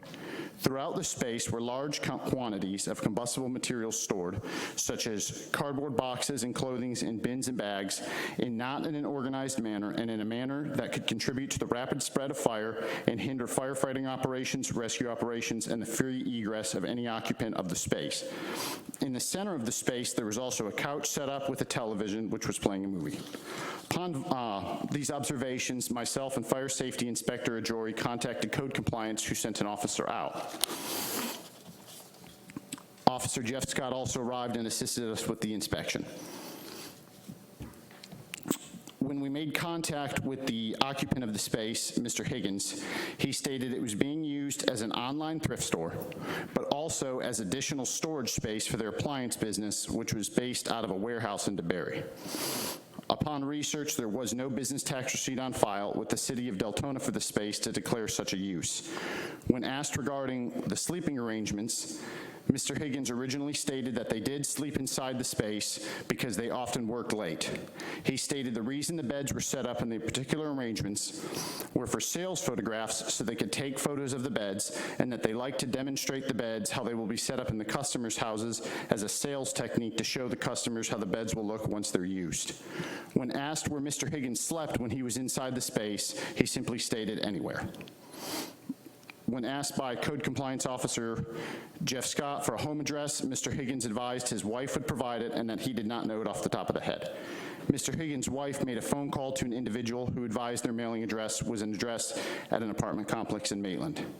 Mr. Higgins was informed of all the other violations of this in the space, walked through what the corrective action would be needed regarding the extension cords and multi-plug adapters, fire extinguisher, fire sprinkler coverage, organization of the combustible storage, and the items blocking the electrical panel. Mr. Higgins was Mr. Higgins was also informed the space appeared to be used as a one-family dwelling off of the arrangements of the bedrooms, the personal belongings in the rooms, and the kitchen setup, and that this usage was not permitted for the space and must cease and desist immediately. Additionally, that they would need to apply for a business tax receipt in order to operate their business in the space. On March 3rd, 2023, an emergency order was posted to the front door of the property, ordering all individuals to cease and desist usage of the space as a one or two family dwelling. On March 21st, 2023, myself and Fire Safety Inspector Ajory Bailey and Code Compliance Officer Todd Mead conducted a re-inspection at the site where we met with Mr. Higgins. During the re-inspection of the space, it was observed that the in-use beds had been removed from the space, and the only beds that remained were mattresses which appeared to be brand new and were stored lined up along the walls. The fire extinguisher had been serviced by a licensed fire extinguisher contractor, the exit sign had been repaired, and all extension cords and multi-plug adapters had been removed. In addition, the cooking appliances from the kitchen had been removed, and the majority of the combustible materials had been removed from the site. The remainder of the combustible materials were now stored in an organized manner. A path had also been cleared to the electrical panel. Business tax receipt for the business in the space under the name of Kitchen and Laundry Room Thrift Store had also been applied for. The only remaining violations have been given a time frame amongst the Fire Prevention Office, Mr. Higgins, and the property manager, Mr. Scott, in order to correct them due to the length that it would take. We've also been contacted by the fire sprinkler company, who's advised that they are working to correct the issues as soon as they possibly can. At this time, to the best of my abilities and observations, it does not appear the space is any longer being used as a one or two family dwelling, and all other violations have been corrected. As a case closing, we would like to state that all imminent life safety hazards that have been found on the property have been brought into compliance. At this time, the city wishes to seek no further action against the property at this time and only wishes to bring the remaining code deficiencies into compliance. Okay, so what are the remaining code compliance issues? With this space in particular, there's one closet that needs to have a evaluation to make sure a fire sprinkler head is needed in it. A closet that needs a fire sprinkler? Yes, ma'am. Okay, and which of the code sections, I think there's 10 of them here, which of the code sections requires the fire sprinkler? That would fall under the Florida-specific edition of NFPA 1, Chapter 13, Section 13.3.1.2, which would state that the fire sprinkler installation needs to be installed in accordance with NFPA 13. NFPA 13 would then, as a separate adopted standard, that would lead you down to the path of the space that if it's sprinkled, the entire space needs to be covered throughout by automatic fire sprinklers. Okay, so it's any NFPA 1, Chapter 13.3.1.2. That's correct, ma'am. Okay, and the remaining that you have listed here everything else has come into compliance? That's correct. All right. So at this time, all right, let me look at that first. 13.3.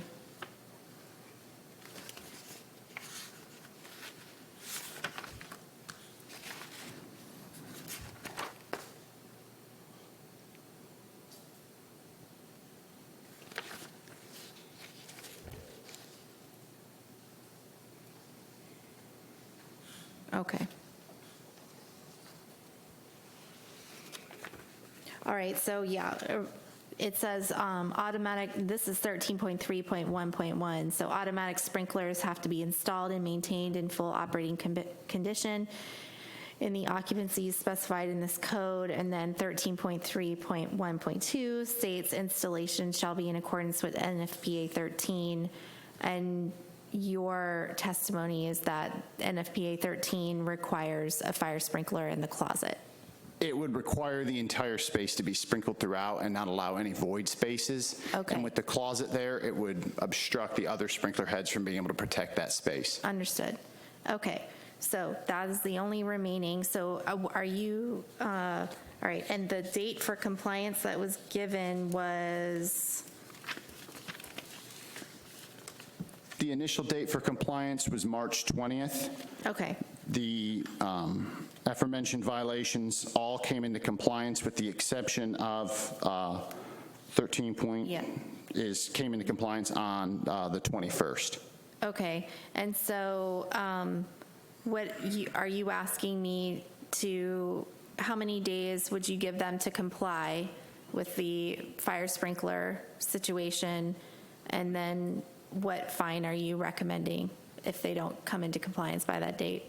At this point, we wanted to bring it in front of the magistrate simply to address the imminent life safety issue of the people living up there, or what appeared to be the individuals that were using it as a dwelling, which then did end up coming into compliance. Right. Essentially, I'm turning it over to the magistrate to make the ruling on what they feel would be an appropriate time frame for this. Okay. Which we have, I'm sorry, but we have spoken with Mr. Scott, who is adamantly working to address that issue. Okay. Well, given your experience in having to get, I assume, a fire sprinkler installed in that space, how much time would you imagine that would take to accomplish? What would you rule in? I would say 60 days. 60 days. All right.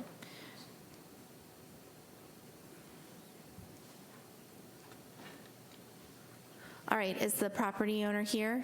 Yes, would you like to come forward?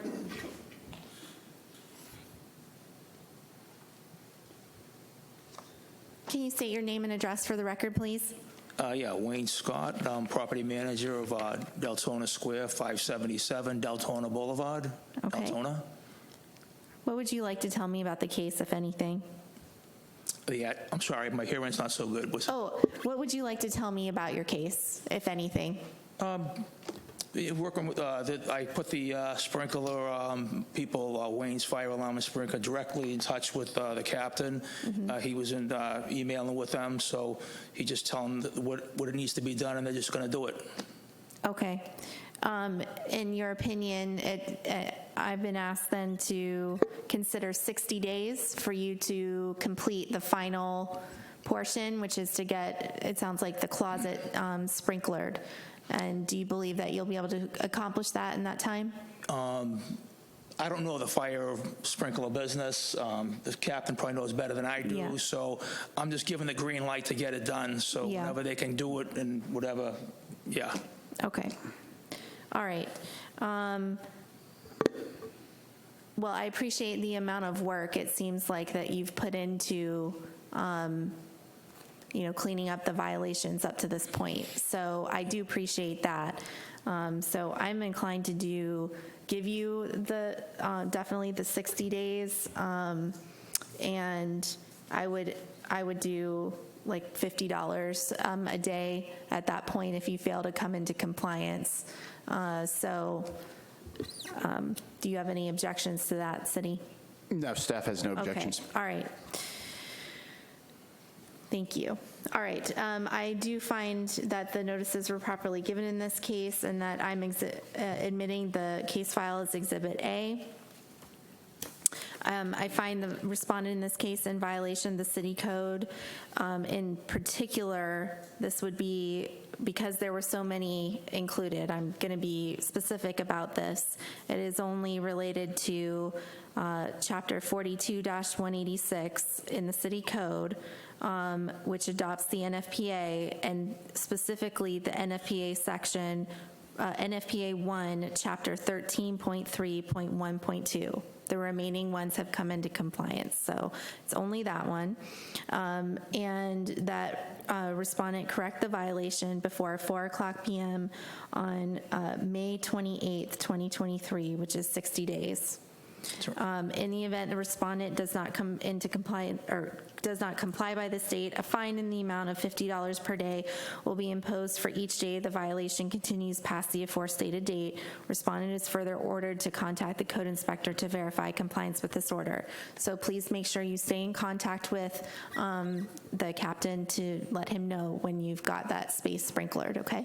Thank you. All right, thank you.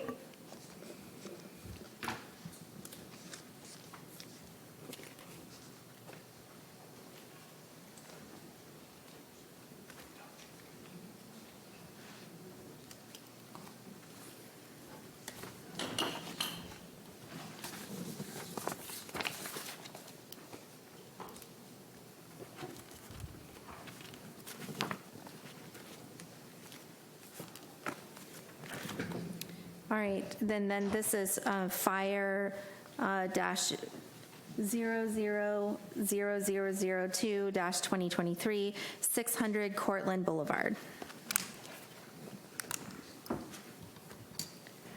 You can proceed when you're ready. Yes, ma'am.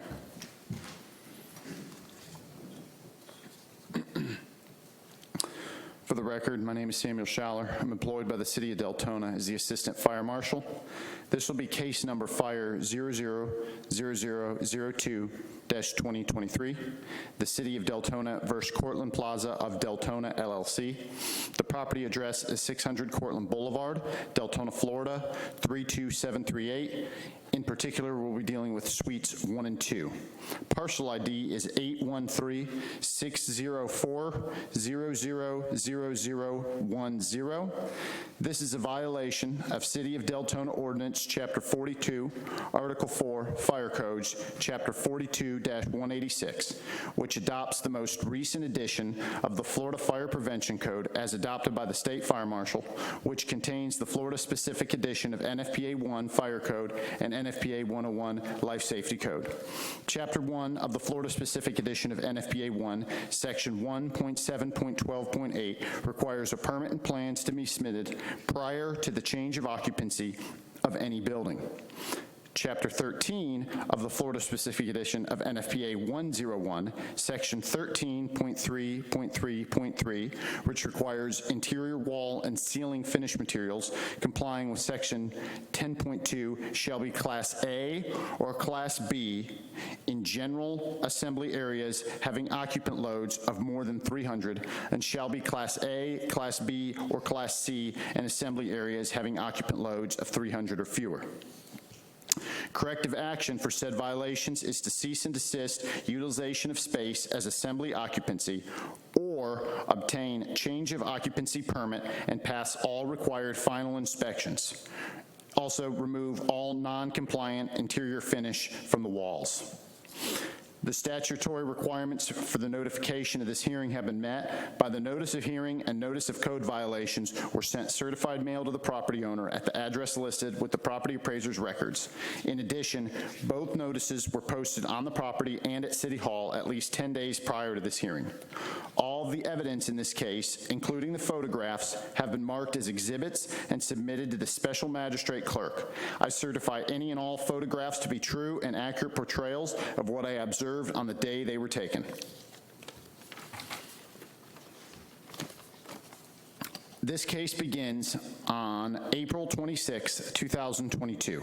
Fire safety inspectors Lisa Nadeau and Ajori Bailey, in response to a new business tax receipt application, conducted a fire safety inspection at 600 Cortland Boulevard, Suite 1 through 2, and observed that the use of the space had changed, which had previously been classified as mercantile, to the new use of assembly without the issuance of a permit and all necessary inspections conducted on said permit.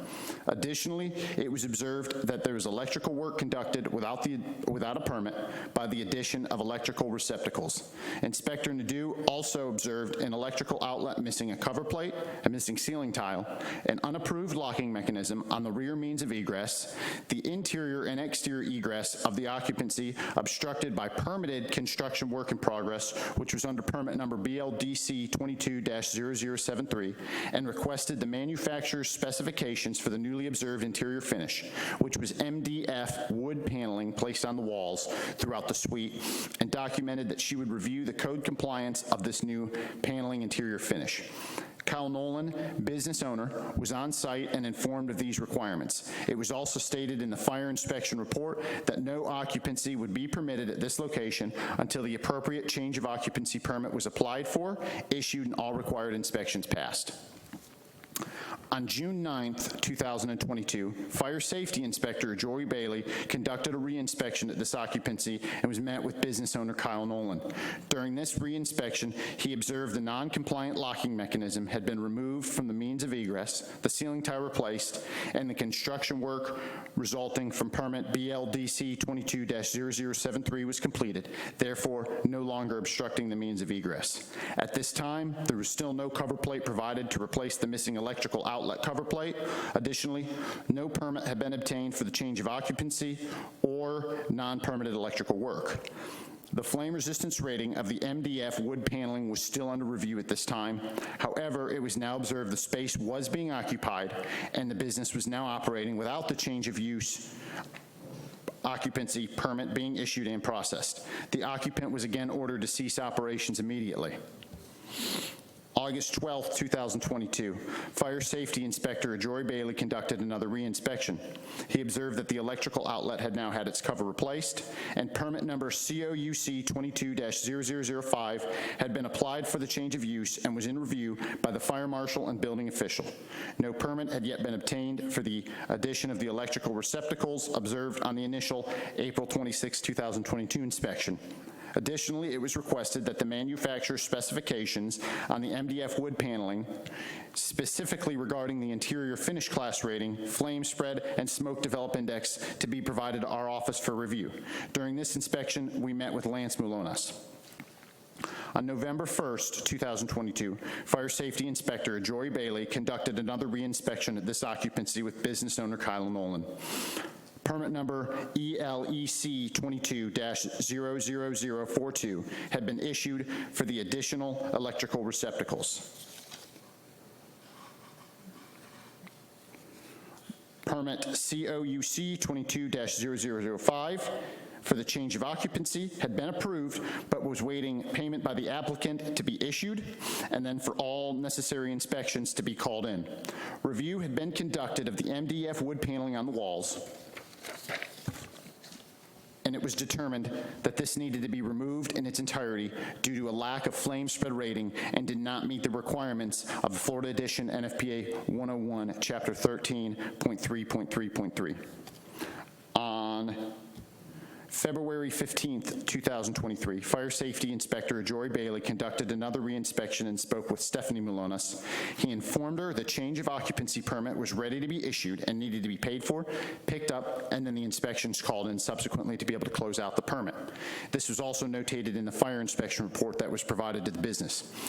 Additionally, Fire Safety Inspector Bailey also observed the MDF wood paneling had not yet been removed.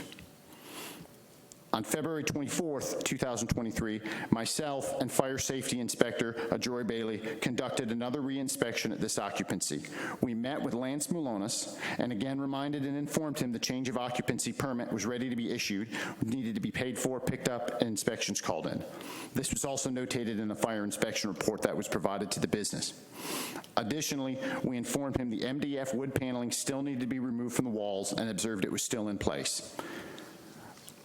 On March 3rd, 2023, I conducted another reinspection of this occupancy, and met with Lance Mulonas. I observed the MDF wood paneling was still in place and informed him it needed to be removed from the walls. Mr. Mulonas stated he did not want to remove the paneling from the walls as it would most likely damage the walls or paint behind it, and he was going to be moving out of the suite anyways and did not want the landlord to pursue him for the damages. I also informed him that regardless of him staying on site, he would still need the change of occupancy permit to be issued, inspected, and finalized. On March 29th, 2023, today, myself and Fire Safety Inspector Bailey made another site visit with Lance Mulonas, who greeted us upon arrival. The center was still operating as an assembly occupancy under the purposes of an after-school care facility and had not yet called the final for their change of occupancy permit, which had now been issued on 3/8 of 2023, but was still awaiting an inspection to be called in to be able to final the permit. Additionally, the MDF wood paneling was observed still in place. Mr. Mulonas observed they were hoping to be moved out of the facility within a week. To further add, I have spoken with the property owner who is here today. Property manager, I apologize. I did speak with the property owner over the phone, and the property manager is here today, who they've advised that they have begun an eviction process, and believe she would like to speak. Okay, just one moment. So help me understand. They, at this point, the city has issued the change of occupancy permit. Yes, ma'am. It has been issued, but no inspections have been called in by the applicant. Okay. And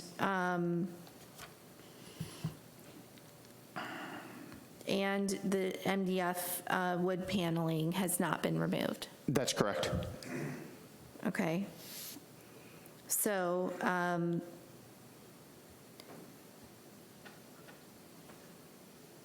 is it chapter, so help me understand the two code sections that are cited? Yes, ma'am. Are both of them in, are you asserting that both of them are still in non-compliance? Or just one of the two? I have NFPA 101, chapter 13.3.3.3, and then chapter 1.7.12.8. Yes, ma'am. At this time, they would both be in non-compliance. Okay, can you explain why? Like, chapter 13.3.3 is related to the wood paneling, That's correct. and that hasn't been removed, okay? That has not been removed. Right, but the other one is related to the change of occupancy permit, which you have issued, but please explain to me the calling in the inspections. If you've issued the permit, how are they not in compliance with that section? So, okay, it's treats a change of occupancy permits treated very similar to the initial certificate of occupancy for the building.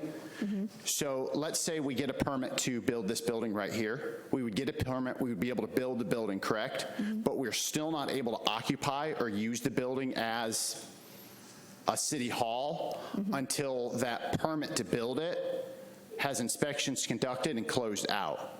So they've had the permit. And the certificate of occupancy is issued. Yes, ma'am. Right. So in this case, sorry, go ahead. So this case is very similar to that. So the change of occupancy classification is essentially altering the certificate of occupancy for that space or the building as a whole. In this situation, it would be just that space. So even though the permit's been issued for, it still hasn't, without calling in an inspection, it doesn't allow a complete fire safety inspection on the change of use to be conducted, and for a building inspector to come in and make sure that the applicable chapters of the Florida Building Code to a Group A assembly occupancy are also complied with. Okay, so you haven't you issued the change of occupancy permit, but what is it, a certificate of change of occupancy that's issued at the completion of the inspection? Yes, ma'am. Essentially, once it's done, a separate permit or a separate certificate's issued that now grants that space its new occupancy use, which in this case would be assembly. Okay, thank you for explaining. No problem. All right, I see the property manager is here, so can you state your name and address for the record? Janet Dayette, 2451 Timbercrest Drive in Deltona, 32738. Okay, what would you like to share with me this evening? Well, we obviously did not know anything about this until we received the letter to appear at the magistrate. And the last time the owner and I were at the plaza, she was there to show me this letter and to have the new insurance people inspect each of the, and take pictures of each of the units. And so we observed at that time that there was just I think a teenager or something was with about 25 kids, so we couldn't talk to the owner. And we didn't talk to the owner about the letter anyway, because we called him instead. And asked for a continuance or a postponement or something, because the owners were going to be out of the country on a cruise because they hadn't known about this. Otherwise, they might have scheduled things differently. Okay. We were unaware of any of these violations because the last we had heard was from Sharon Shivers. She was a fire marshal assistant. Yes, ma'am. Sharon Shivers is the fire marshal, and she's present tonight. Okay. Yeah, and she had sent thanks for your email asking about the situation, and she said she had advised Lance, and this was back in June 15th, and she said that she had advised Lance what else still need to be done, and we now have a plan of action. And so she says I would permit him to operate while we work through the rest of the process. So we thought everything was fine. And now he's in the process of being evicted. I think we're in almost the final part of it. And we felt we couldn't go in and do anything until he's out. And then we have tenants waiting to come in with a totally different use, which would be retail, I believe. And so it's like, does this really need to be repaired or changed or anything when we're going to need to ask what's the new requirements for a new change of use? Okay. So the change of occupancy was from, you said, mercantile to assembly because it was an after-school, right, like childcare? Is that what it was being used as? That's correct. After-school care. After-school care. And, okay. So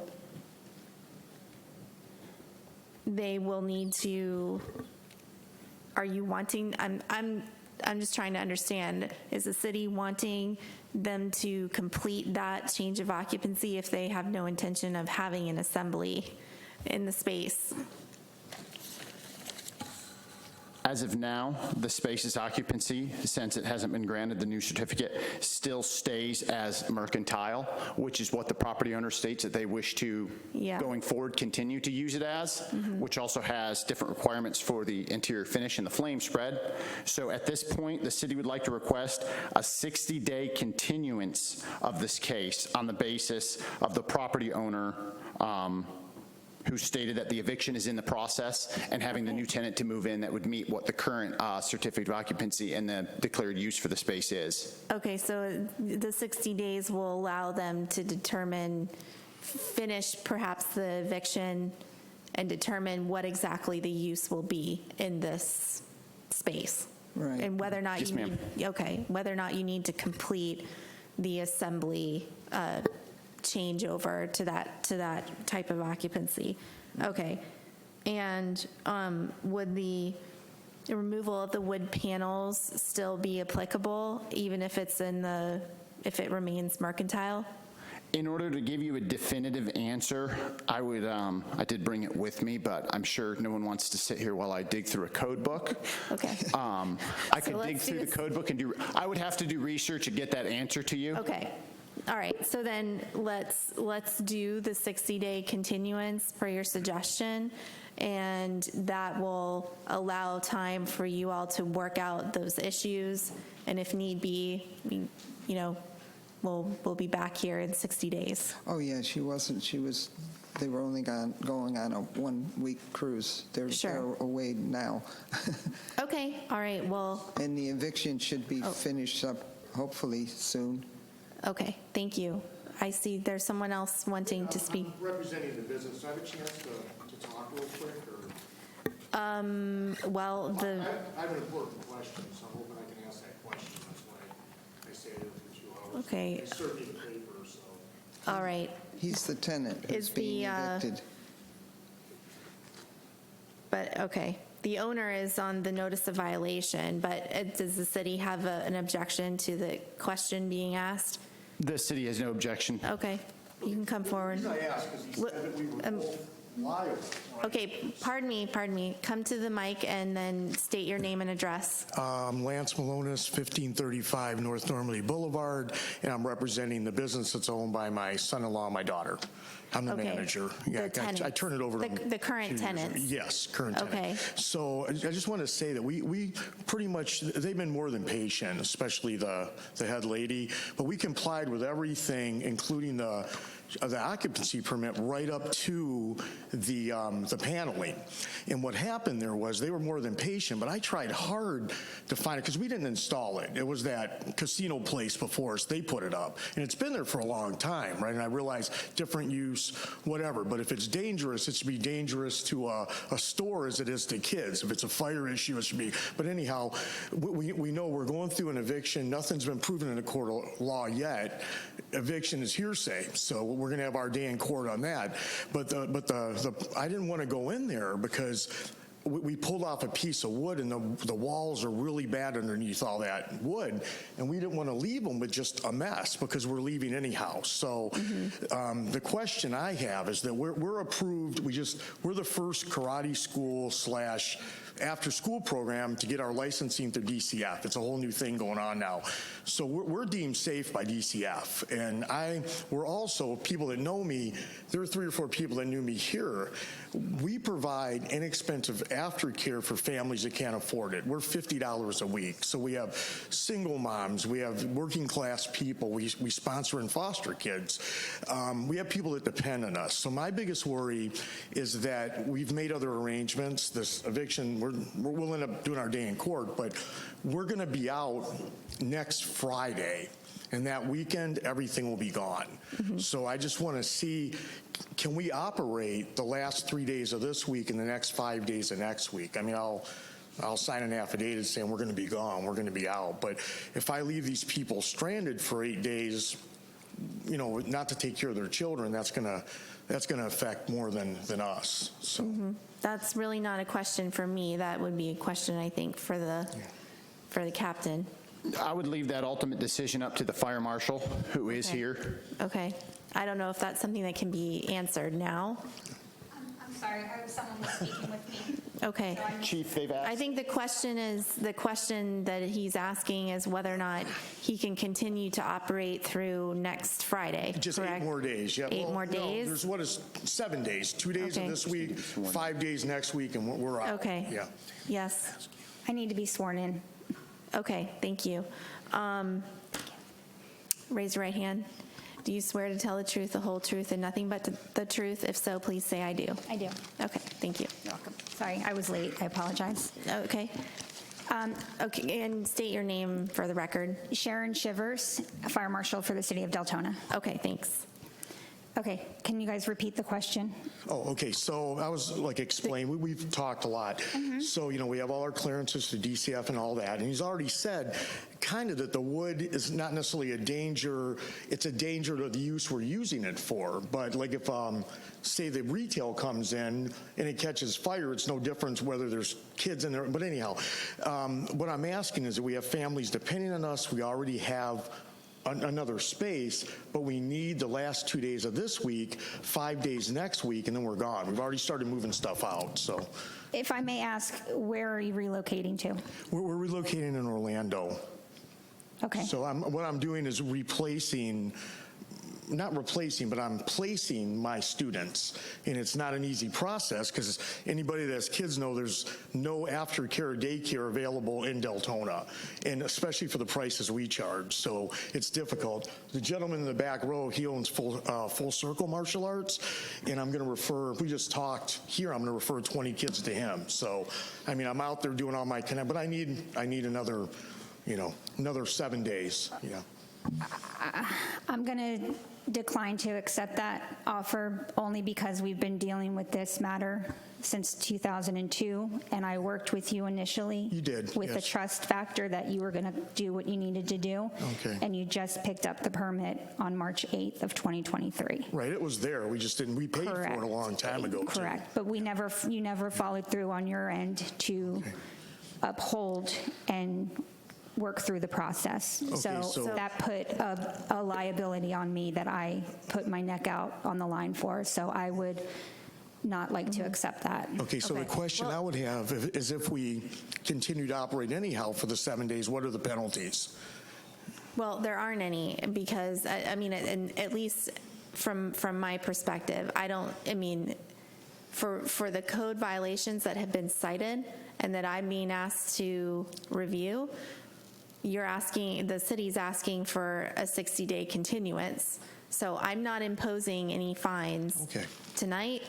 And I think I'll let you all discuss this perhaps in the hall or something, because at this point, I don't think I need to be involved in the discussion because I'm continuing the case for 60 days. So I don't need to be further involved in the discussion. So what are the ramifications if we just operate the 7 days anyhow and then we leave? So again, I'm going to ask you to go out in the hall and ask those questions. Okay. I mean, I appreciate that you want to comply and everything, but since the case I have is for specific citations and they're asking for a continuance on those, I'll let you all discuss Okay, thank you. that in the Thank you, hall. Your Honor. All right, thank you. Thank you. Okay, so that case is going to be continued for 60 days.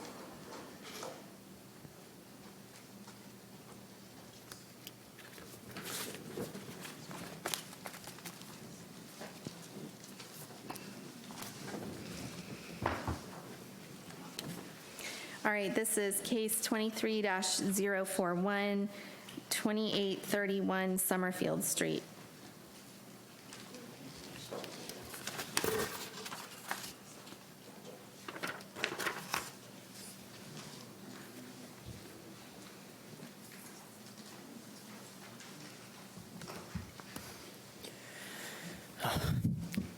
My name is Tyler Russo. I'm employed by the City of Deltona as a code compliance officer. This would be case number DEL 23-041, the City of Deltona versus Bridge SFR IV Seed Borrower LLC. The property address is 2831 Summerfield Street. The parcel ID number is 813-043-370-080. The statutory requirements for this notification of hearing have been met by the notice of hearing and code violation were sent certified mail to the property owner at the address listed with the property appraiser's records. In addition, both notices were posted at City Hall at least 10 days prior to this hearing. All evidence in this case, including photographs, have been marked as exhibits and submitted to the special magistrate clerk. I certify any and all photographs to be true and accurate portrayals of what I observed on the day they were taken. It was ruled on January 25th, 2023 that the property owner was given 30 days to comply. The owner did not come into compliance within those 30 days and has been receiving a fine of $50 a day since February 24th, 2023. As of today, the property has accrued a total fine of 1,700 days over 34 days. The city is requesting that the fines continue at $50 per day. Okay, remind me, so this was an issue related to a fence? Yeah, just the fence doesn't have a permit.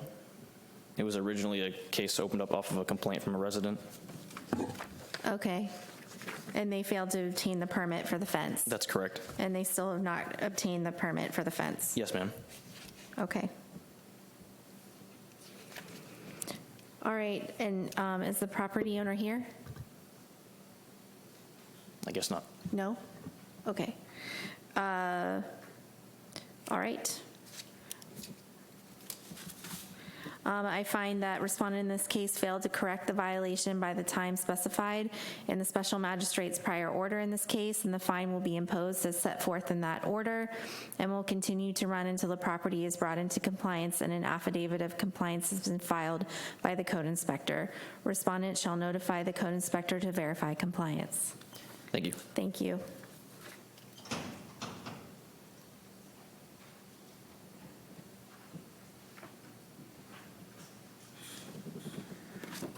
have more of the people here? So people are here for 2 more?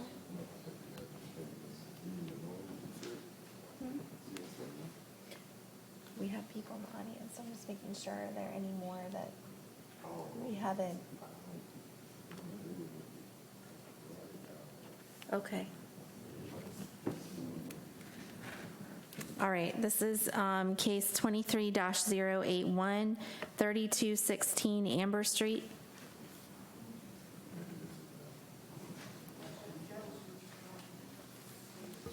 Ma'am, that one was withdrawn. It was withdrawn? Yes. Oh, yep, that's on my list.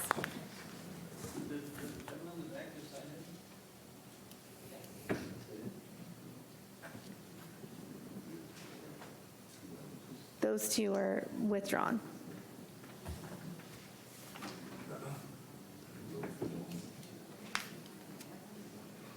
Okay, this is 23-085, 3304 Littlefield Street.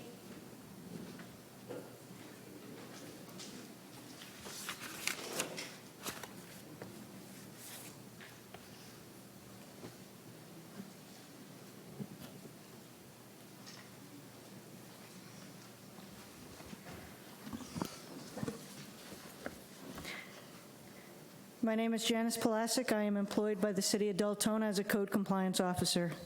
This will be case number DEL 23-085, the City of Deltona versus Wesley N. Steer. The property address is 3304 Littlefield Street. The parcel ID number is 813-032-430-130.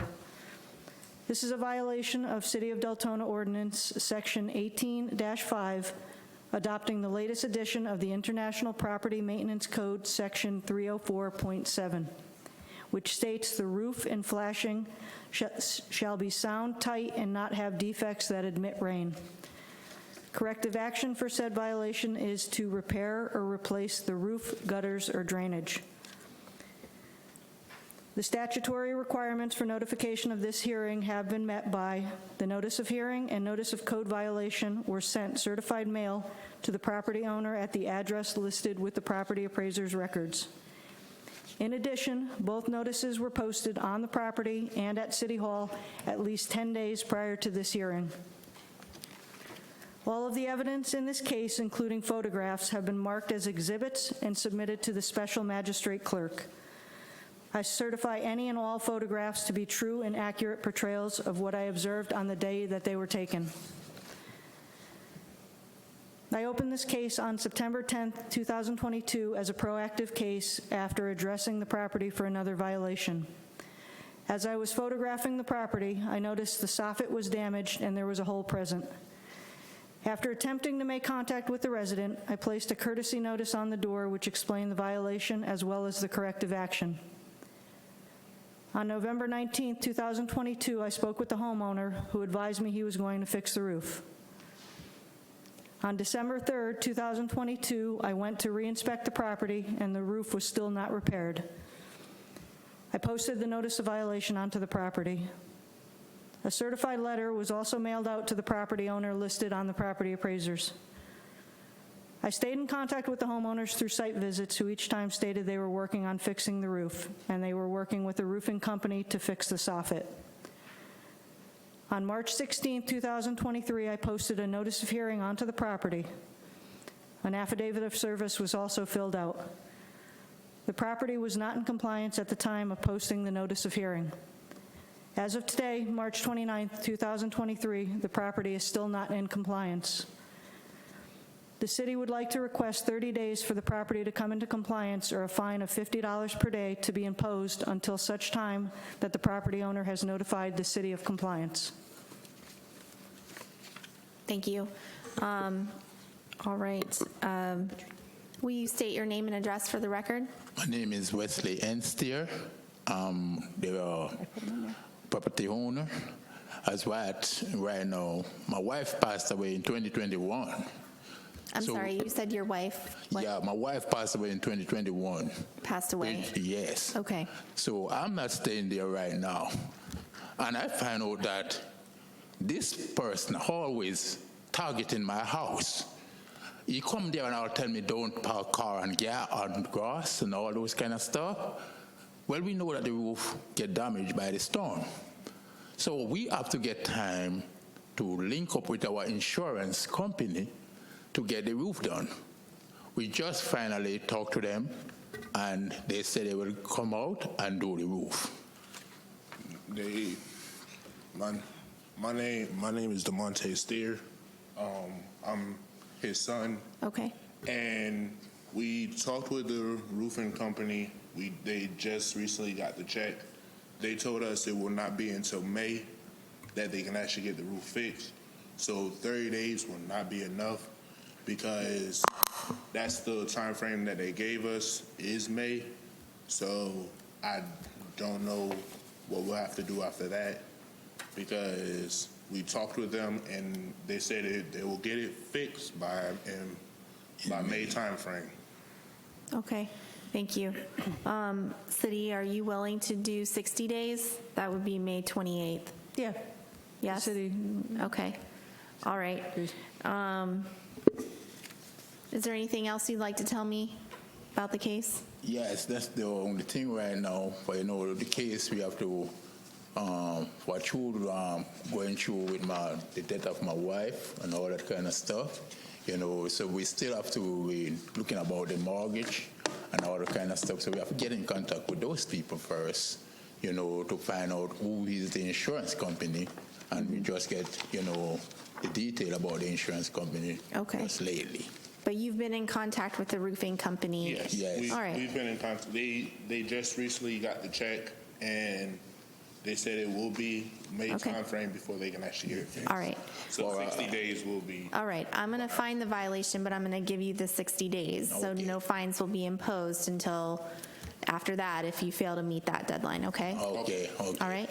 All right, thank you very much. All right. And you all have a wonderful day. Okay, thank you. All right, so I find that the notices were properly given in this case and the case file is admitted as Exhibit A. I find respondent in this case in violation of the city code as charged, and that respondent correct the violation before 4:00 p.m. on May 28th, 2023, which is 60 days. In the event respondent does not comply by the state, a fine in the amount of $50 per day will be imposed for each day the violation continues past the aforestated date. Respondent is further ordered to contact the code inspector to verify compliance with this order.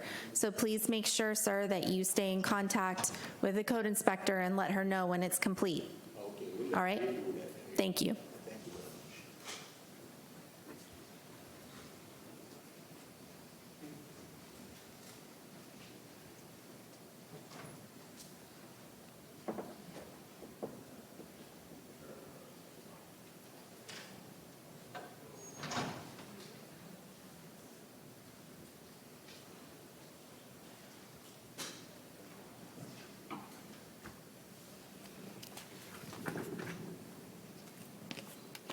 All right, case 23-099, 772 Vercelli Street.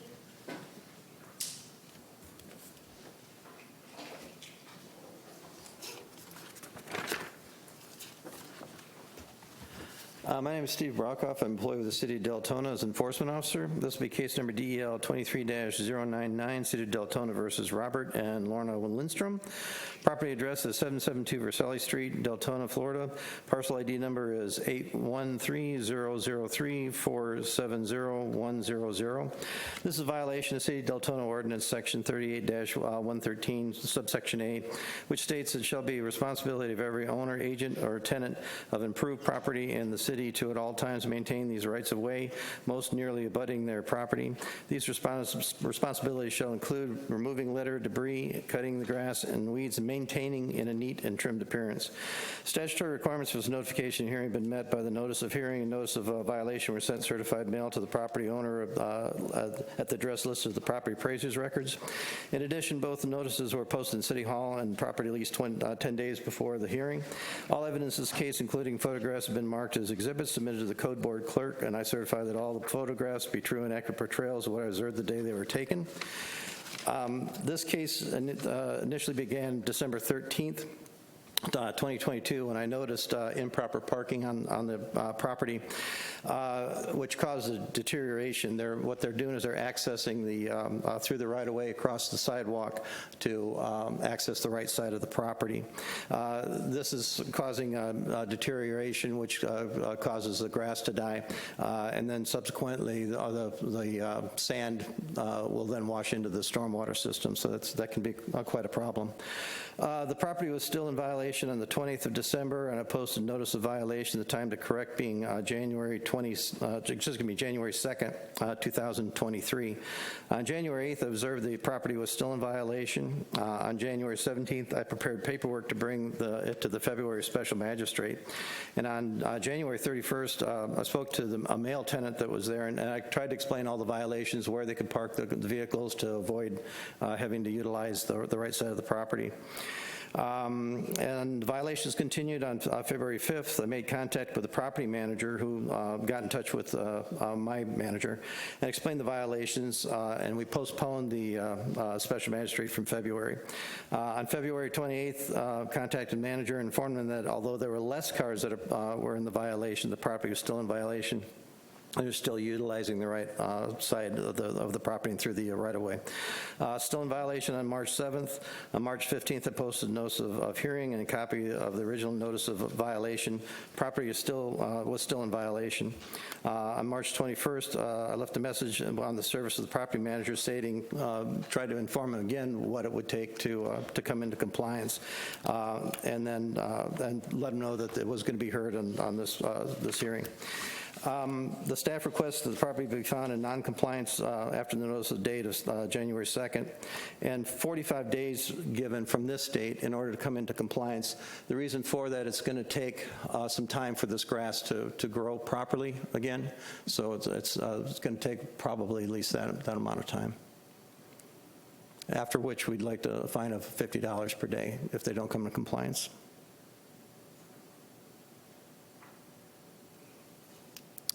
Okay. All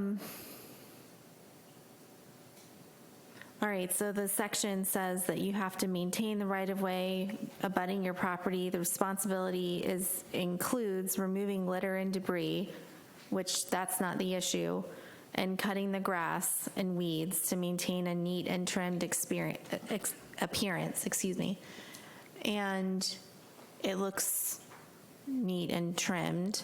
Well, the grass is dying. You can see in the lower left-hand side. The reason why it's dying is because they're driving through that and accessing the right side of the property as in sort of a secondary driveway, which is not allowed. Okay. Is the property owner here?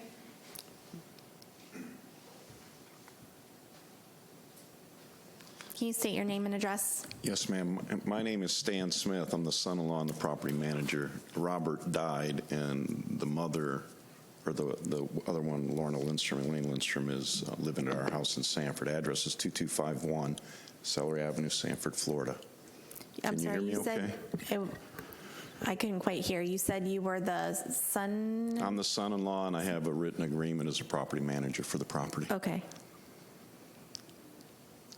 Okay, go ahead. I made all kinds of notes, but I've been sitting here listening to all this stuff, and you guys pretty much know what's going on. We've got he said, she said type thing where I keep talking to the tenants, and they've conducted themselves very well. I have short-term memory loss, so I don't remember you calling me and telling me how to solve it, except that they need to stop doing it is what I know. And the tenant was going to be here tonight because I wanted her to defend herself, because she tells me one thing, and then I hear different from them. I think we received a notice sometime in December, on the end of December, beginning of January, that we had a violation issue, had this problem. Then I started following up on things, and somebody sent me some pictures. I think it was dealing with Richard and you and maybe you. And at that point, I said, well, let me know if they do it anymore. And they said, okay, you're in compliance. I said, to be in compliance, we just got to stop, right? They said, yeah. So I got after the tenant.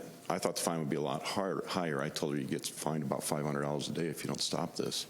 And she said she would. She did. Then I got a call recently, or received a notice and made a call and found out that we're still in violation, called the tenant, and she said, oh, no, we're not parking there. And I won't go into all the details, it doesn't matter. She claims she was changing oil one day, and she was in the rain one day carrying a baby, and she was pregnant when all this stuff was happening, so she likes to park by that door. She's a very ill younger lady that has a couple of kids. So as far as, she also said that we can put a driveway in there possibly, but I have no idea if we can. Said that somebody had told her that that would be a good thing to do, but I have to check with building department to see if we can do that.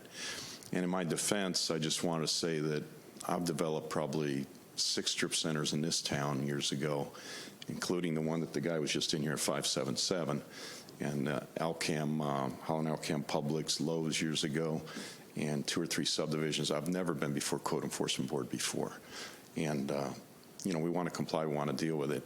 I had all kinds of suggestions and ideas. There's a lot of pictures in here I didn't understand because a lot of these there's like 3 or 4 of the same date. I didn't understand why we had one that was dated, all of them were before January 30, except for one on 2/27. And then I realized there's a car in the grass over there, I think. Maybe that's the problem. And then there was 2 or 3 duplicated on 3/7. And then there was, I think that was it. There's nothing really after that. But the bottom line is that your staff has been great. I know they don't lie. The lady's not doing things right. We need to get after her in 45 days, and everything you said is fine. There's no sense wasting your time. Okay. Yeah, I mean, I'm looking at pictures 5, well, let's see. Well, the packet I for the have. record, yeah, 5, 6, 7, and 8 on 3/7, all showing parking going on in the side yard there, and clearly. Yeah, my point is that there was one picture between those 3. It's the same date. So apparently on that date she did. And I don't understand what that red trailer is about. So to me, that's a major flag Okay. too. So it needs to be dealt with, and I'm cool with what he's saying. Yeah. He's And been great. I think I've talked with you. Yeah. And I think it was a Richard I was dealing with. I lose track of who all you have here, but they've all been fine, and I think I'm in agreement with what they're recommending to save time. Okay, all right, so you were recommending 45 days? It's going to, yes, it's going to take that long for the grass probably to grow back properly. Okay, 45 days, and the recommended fine was? $50 per day. $50. Okay. I just have one request I'd like to mention. If you do see them parking there anymore, I would love to get a call or a picture or something. Can you show the picture from today? Today even? Oh, gosh. Yeah. It's nice having tenants. Yeah, I don't know what that red trailer is. So. Well, no, the red trailer is not a problem. The red trailer is actually parked properly. You can utilize the side or rear yard to park 2 vehicles. The problem with the vehicle there is even if we didn't know it went through the right-of-way, it's forward of the front face of the property. And you're saying they can't be in front of the front face of the property? Right. But is the front face the front of the whole property or just that one piece? Because that one's way If you look at the property there, see the corner of the building. Right. It cannot be towards the road. And that's actually the next case. And the city would, if I could set up a time to go to the property and talk to them, what we'd like to do is postpone the second case that we've got, if that's. Okay. Oh, there was 2 of them? Yeah, one's for destroying the right-of-way, one's for improper parking. Okay. I'm sorry, I've been bad. Okay, all right. Or somebody has. Yeah, the tenant has, it sounds like. Okay, so that's fine. All right, so yeah, for the record, I see the pictures from today are still showing parking going on here, so. Yes. And it looks like there is a driveway that they could be parking in. It's a huge home, and they got so many bedrooms in this thing. They got the whole world of family living there. It's insane. And so there's 3, 4 vehicles in the main driveway, and because this lady can barely walk. She's real heavy, and she has a little newborn, and she tells me she told me she doesn't park there anymore. Then today she gave me conflicting things. Well, yeah, I have parked there a few times. Okay. I told her you got pictures, so we'll just have to figure it out. Yeah. Sorry. Okay, all right. Then I'm going to, I find that the notices were properly given in this case. I'm admitting the case file as Exhibit A.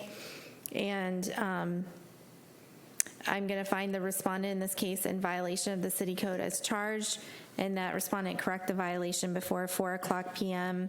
on, oops, where's my date? 45 days would be May 13th. Thank you. In the event respondent does not comply by the state, a fine in the amount of $50 per day will be imposed for each day the violation continues past the aforestated date. Respondent is further ordered to contact the code inspector to verify compliance with this order. So make sure you stay in contact with him. Thank you very much. All right, Hope thank you all you. have a good night. It's about 62 out there now. And, Your Honor, in the case number DEL 100, I'm sorry? are we granted a continuance on that one? Yes, 23-100. Yeah. Yes, we'll do a 60-day continuance. Yes, thank you.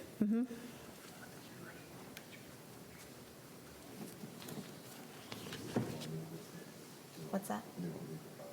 No.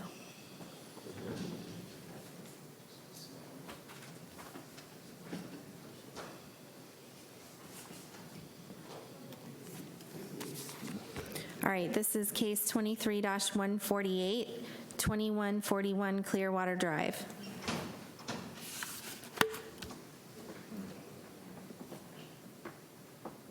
Ma'am, that one was withdrawn. Okay. Are you sure? I have 149 was withdrawn. 148. I'm being told it's 148. On page 3 of the agenda, it says withdrawn. On the agenda, page 3, it says withdrawn. Ma'am, what number did you mention?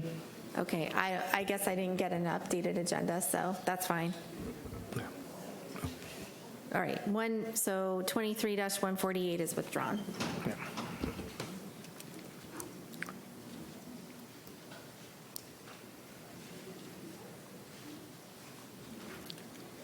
Okay, I'm gonna take just a 3-minute break and be right back.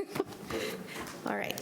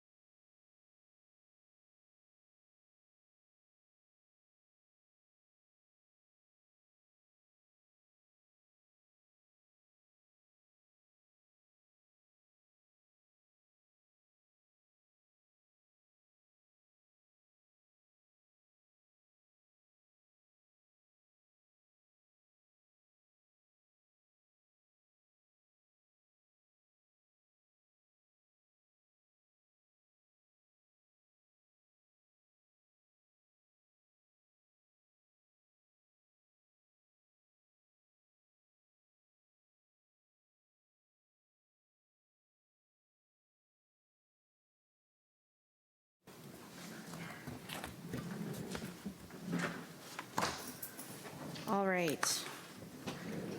I still have 23-015 on 716 Mountain Way Avenue. Do you want to do that one again? Yes, we can do that one again. Okay. We're ready. Yeah.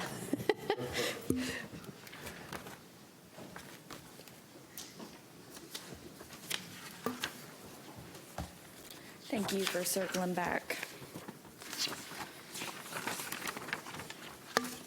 My name is Taylor Sukup. I'm employed by the City of Deltona as a code compliance officer. This will be Massey case number DEL 015, the City of Deltona versus Colosty Enterprise LLC.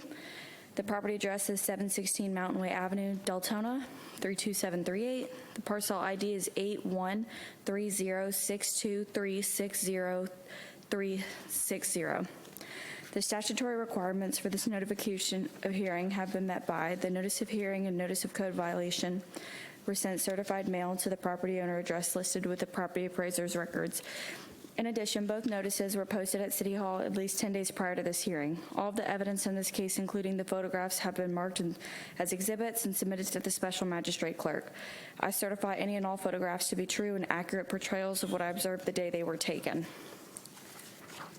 It was ruled on January 25th of 2003 that the property owner was given 10 days to comply. The owner did not come into compliance within those 10 days and has been receiving a fine of $100 a day since February 4th of 2023.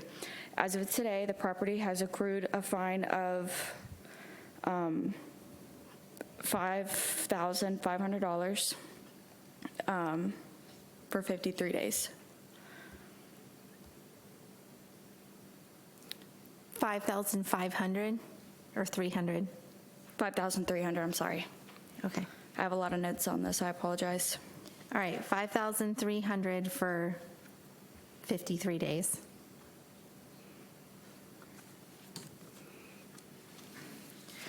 Okay, give me a moment.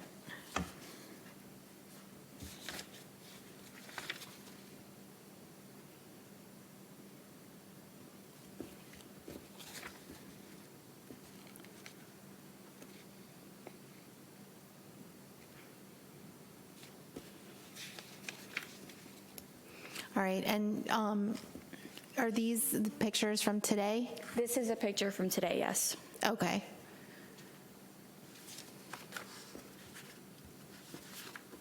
All right, I can clearly see the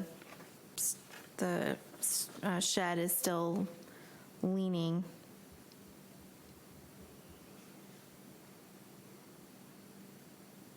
All right.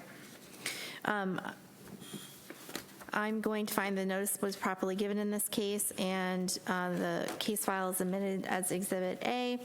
I find that respondent in this case failed to correct the violation by the time specified in the special magistrate's prior order in this case, and the fine will be imposed as set forth in that order and will continue to run until the property is brought into compliance and an affidavit of compliance has been filed by the code inspector. Respondent shall notify the code inspector to verify compliance. Thank you.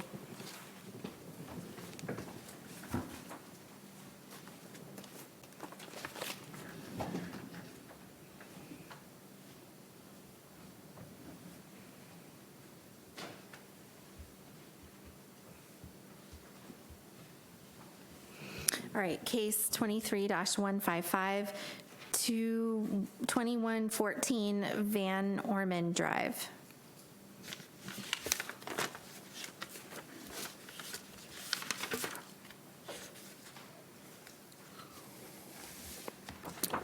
Before we begin, I'd like to make an amendment to the parcel ID on the agenda. Okay.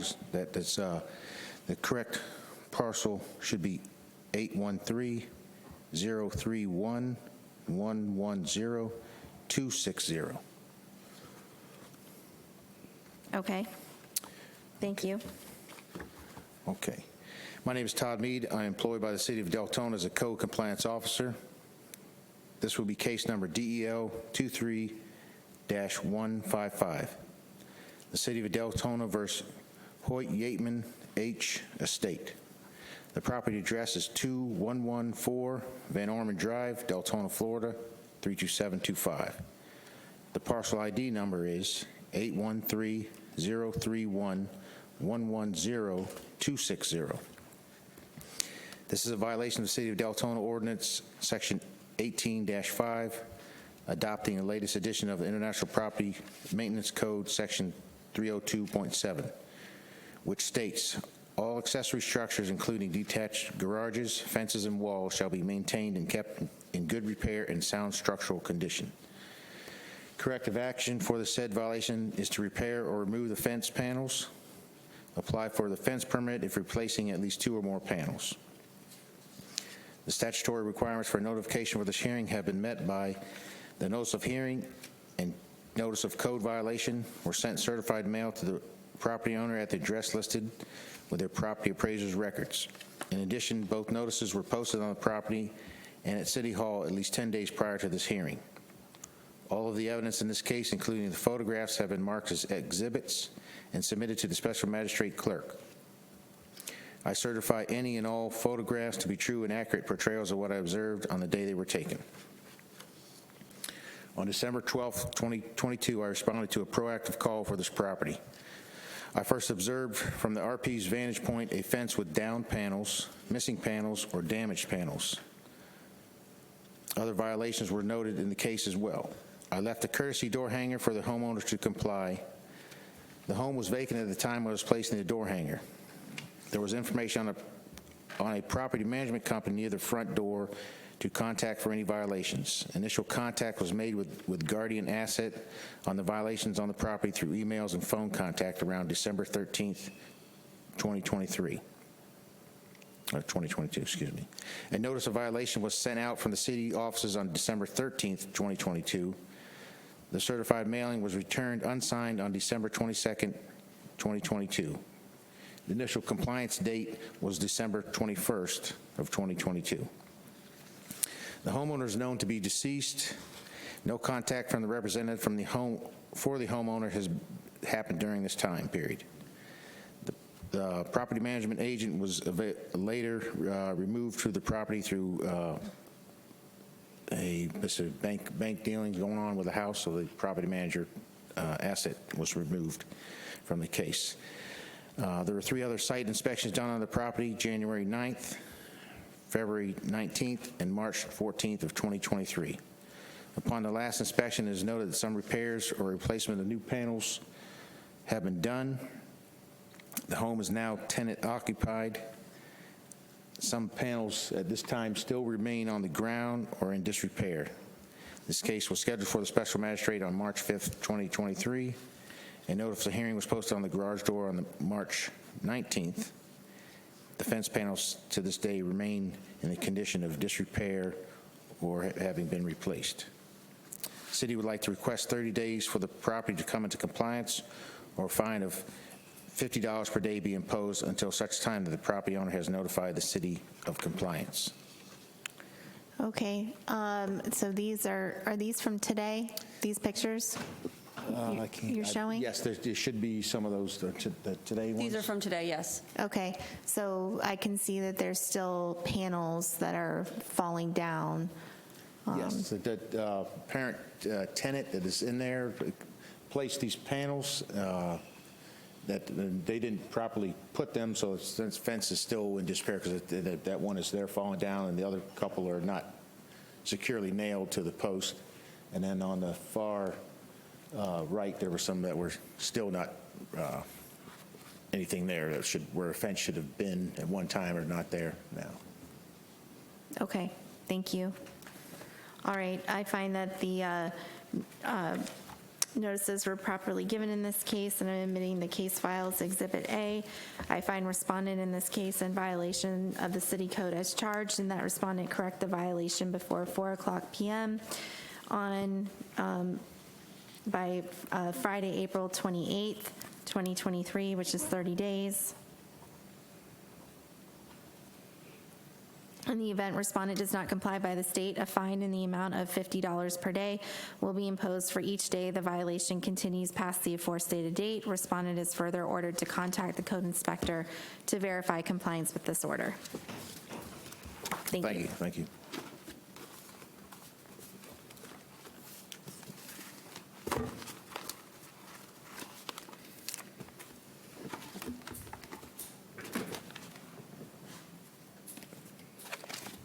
case 23-156, 2831 Summerfield Street.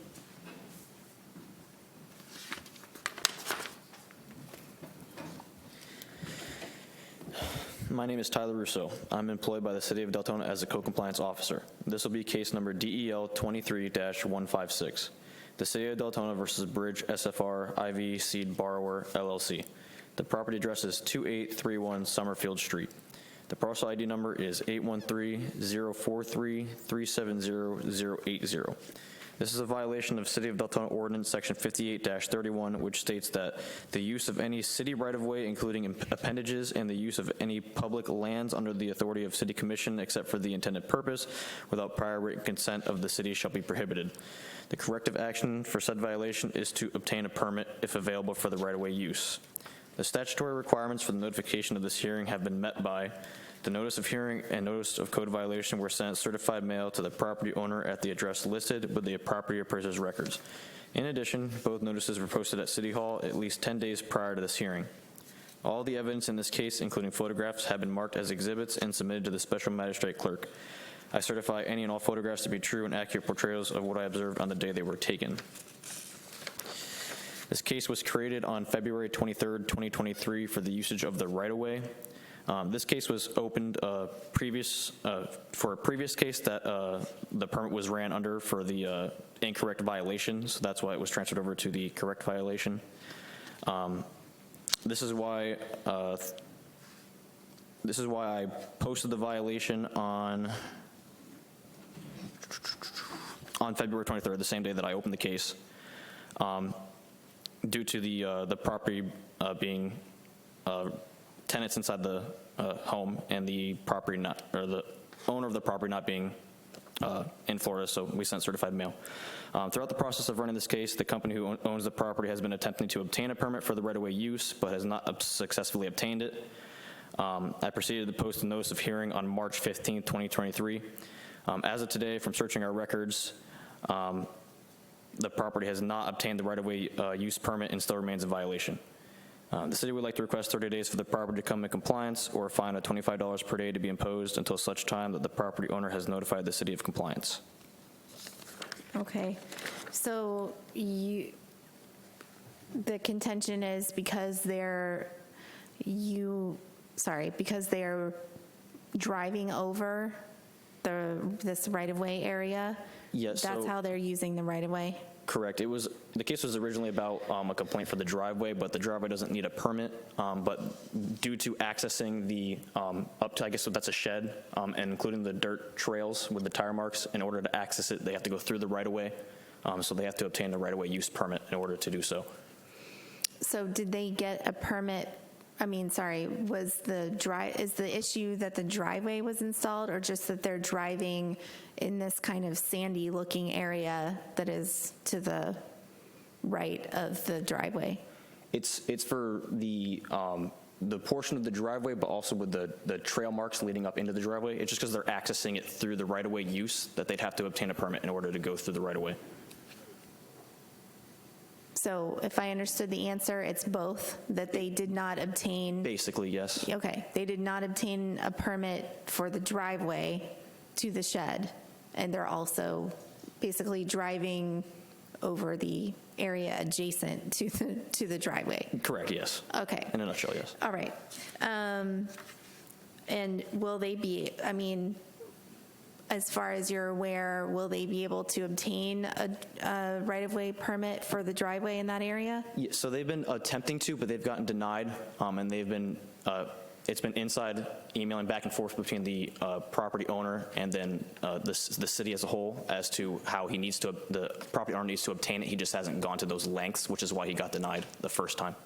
Okay, so it's your testimony that it's possible to obtain a right-of-way use permit? Yes, ma'am. And I suppose another option would be to remove the driveway? To remove it and stop the use of the right-of-way, correct. All right, okay, thank you. All right.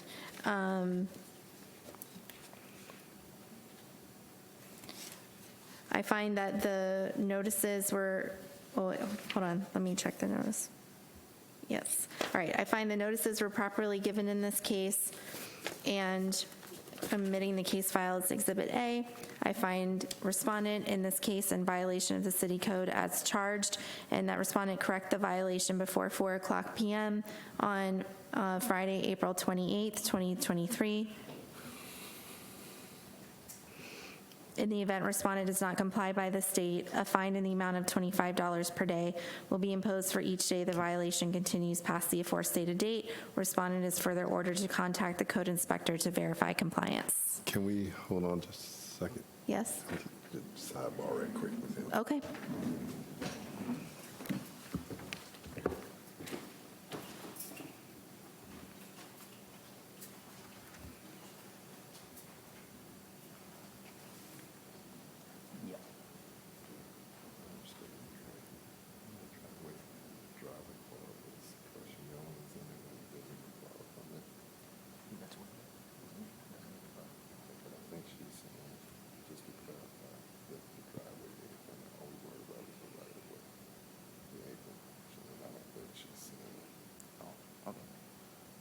Just to clarify, from what I was told from my supervisor, you said something about how the driveway would need to be permitted. We're not talking about the driveway itself. We're talking about where the apron is through the right-of-way.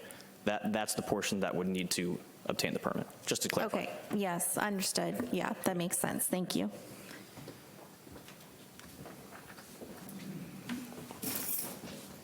Just want to make sure we're clear for the record. Yep. Thank you for the clarification. Thank you.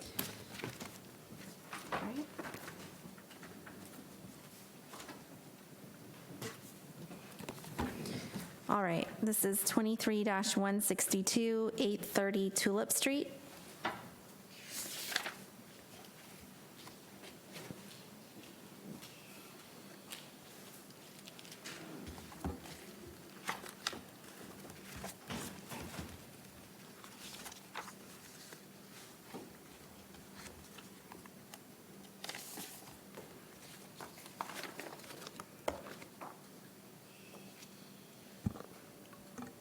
My name is Nicholas Lopez. I am employed by the City of Deltona as a code compliance officer. This will be case number DEL 23-162, the City of Deltona versus Clayton A. Perry. The property address is 830 Tulip Street, Deltona, Florida 32725. The parcel ID number is 813-003-460-030. This is a violation of City of Deltona Ordinance Section 18-5, adopting the latest edition of the International Property Maintenance Code, Section 304.6, which states that all exterior walls shall be free from holes, breaks, and loose or rotting materials, and maintained weatherproof and properly surface coated where required to prevent deterioration.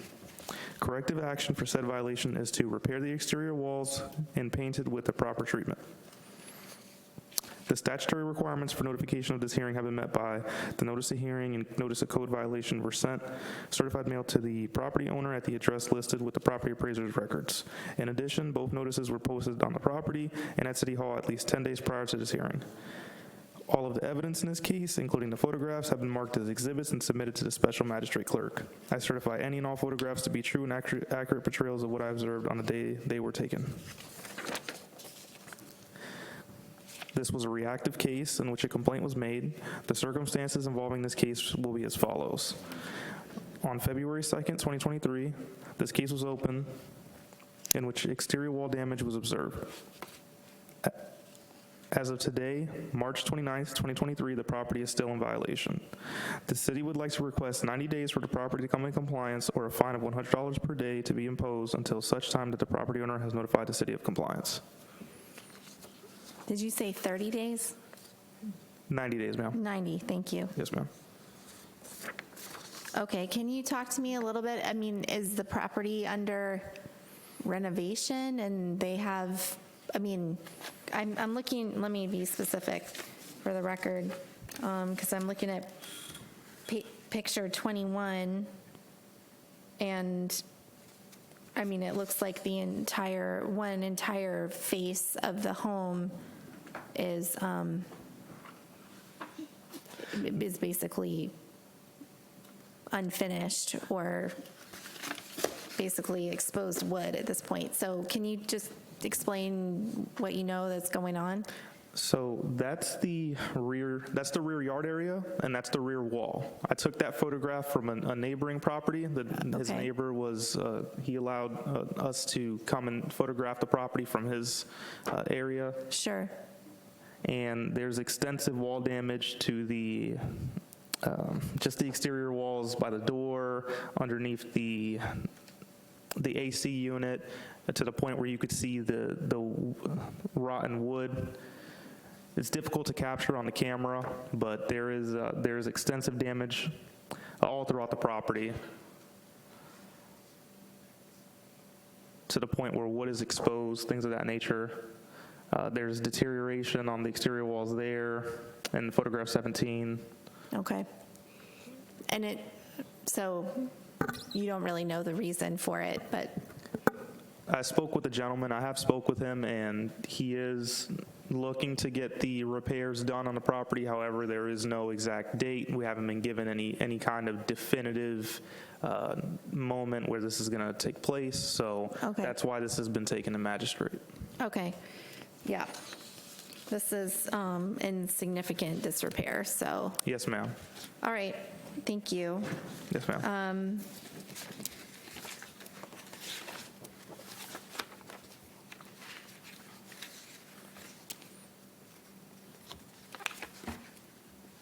All right, I find the notices were properly given in this case, and the case file is Exhibit A.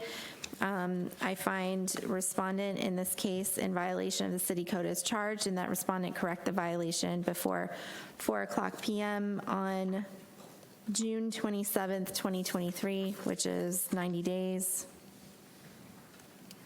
Ma'am, it's May 23rd for 90 days. No, it's June.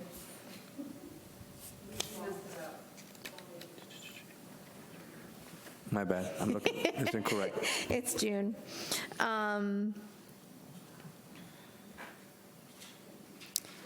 Sorry. In the event respondent does not comply by this date, a fine in the amount of $100 per day will be imposed for each day the violation continues past the aforestated date. Respondent is further ordered to contact the code inspector to verify compliance with this order. Thank you. Yes, ma'am. Did I read the wrong date in one of the cases?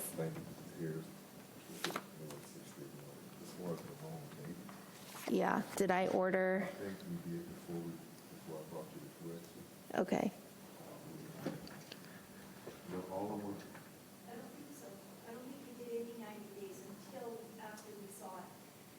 Okay. All right, thank you. All right, and then this is 23-161, 830 Tulip Street, so same address. Yes, ma'am. Go ahead. Yes, ma'am. My name is Nicholas Lopez. I'm employed by the City of Deltona as a code compliance officer. This will be case number DEL-23-161. The City of Deltona versus Clayton A. Perry.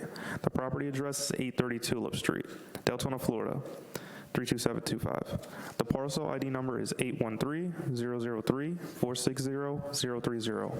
This is a violation of City Deltona Ordinance, Section 18-5, adopting the latest edition of the International Property Maintenance Code, Section 302.7, which states all accessory structures, including detached garages, fences, and walls, shall be maintained and kept in good repair and sound structural condition.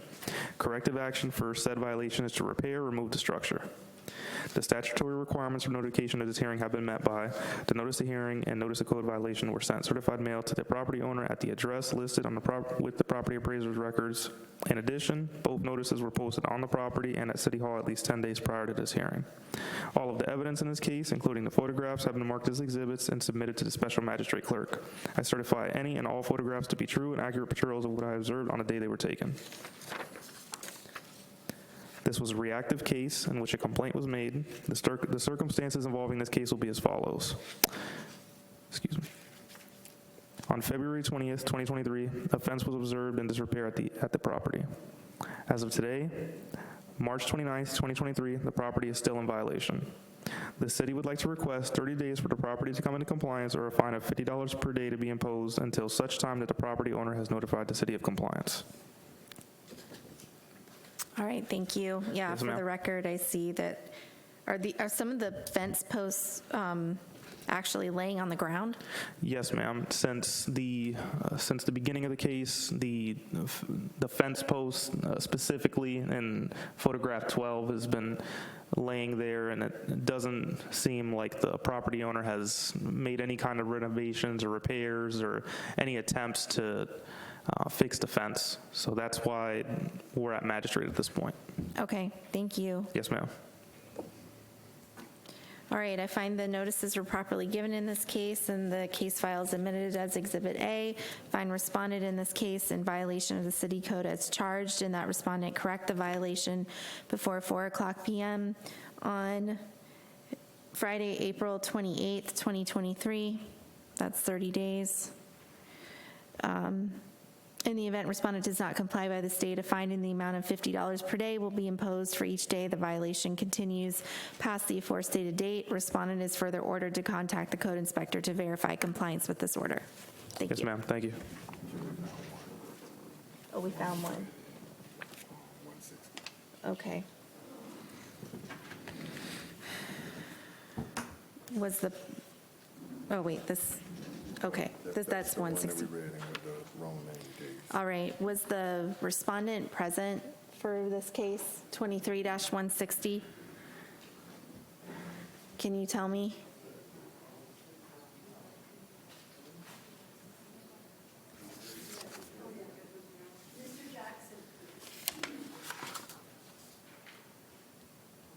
Okay.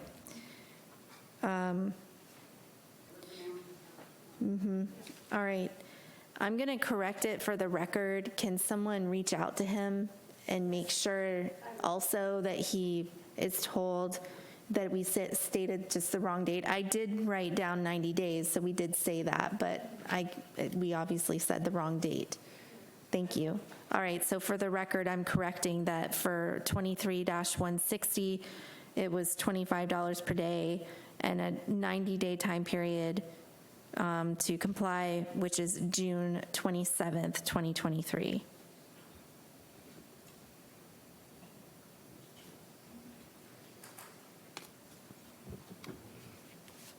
All right, thank you. All right, next is 23-165, 2595 Valmora Court.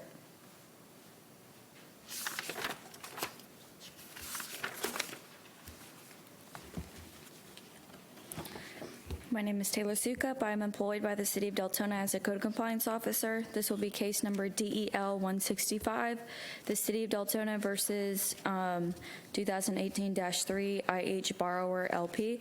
The property address is 2595 Valmora Court, Deltona 32738.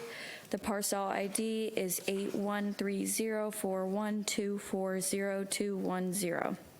This is a violation of the City of Deltona Ordinance, Section 18-5, adopting the latest edition of the International Property Maintenance Code, Section 302.7, which states all accessory structures, including detached garages, fences, walls, shall be maintained and kept in good repair and sound structural condition. Corrective action for said violation is to repair or remove the structure. In this case, it's the fence. The statutory requirements for the notification of this hearing have been met by the notice of hearing and notice of code violation were sent certified mail to the property owner address listed with the property appraiser's records. In addition, both notices were posted to the property at City Hall at least 10 days prior to this hearing. All the evidence in this case, including the photographs, have been marked as exhibits and submitted to the special magistrate clerk. I certify any and all photographs to be true and accurate portrayals of what I observed on the day they were taken.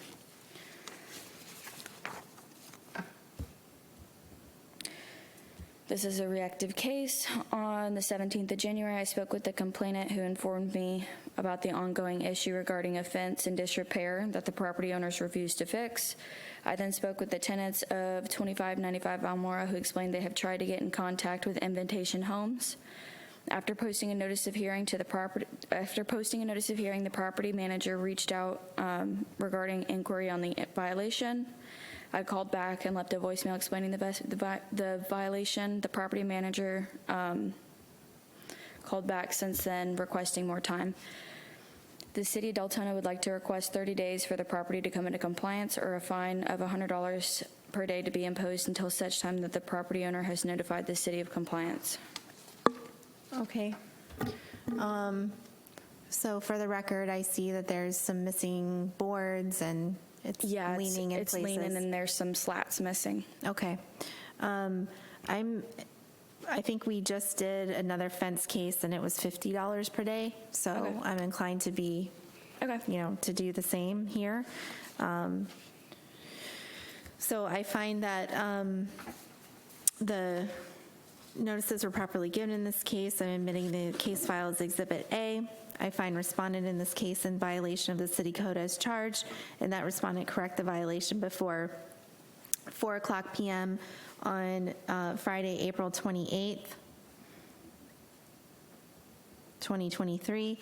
In the event respondent does not comply by the state, a fine in the amount of $50 per day will be imposed for each day the violation continues past the aforestated date. Respondent is further ordered to contact the code inspector to verify compliance with this order.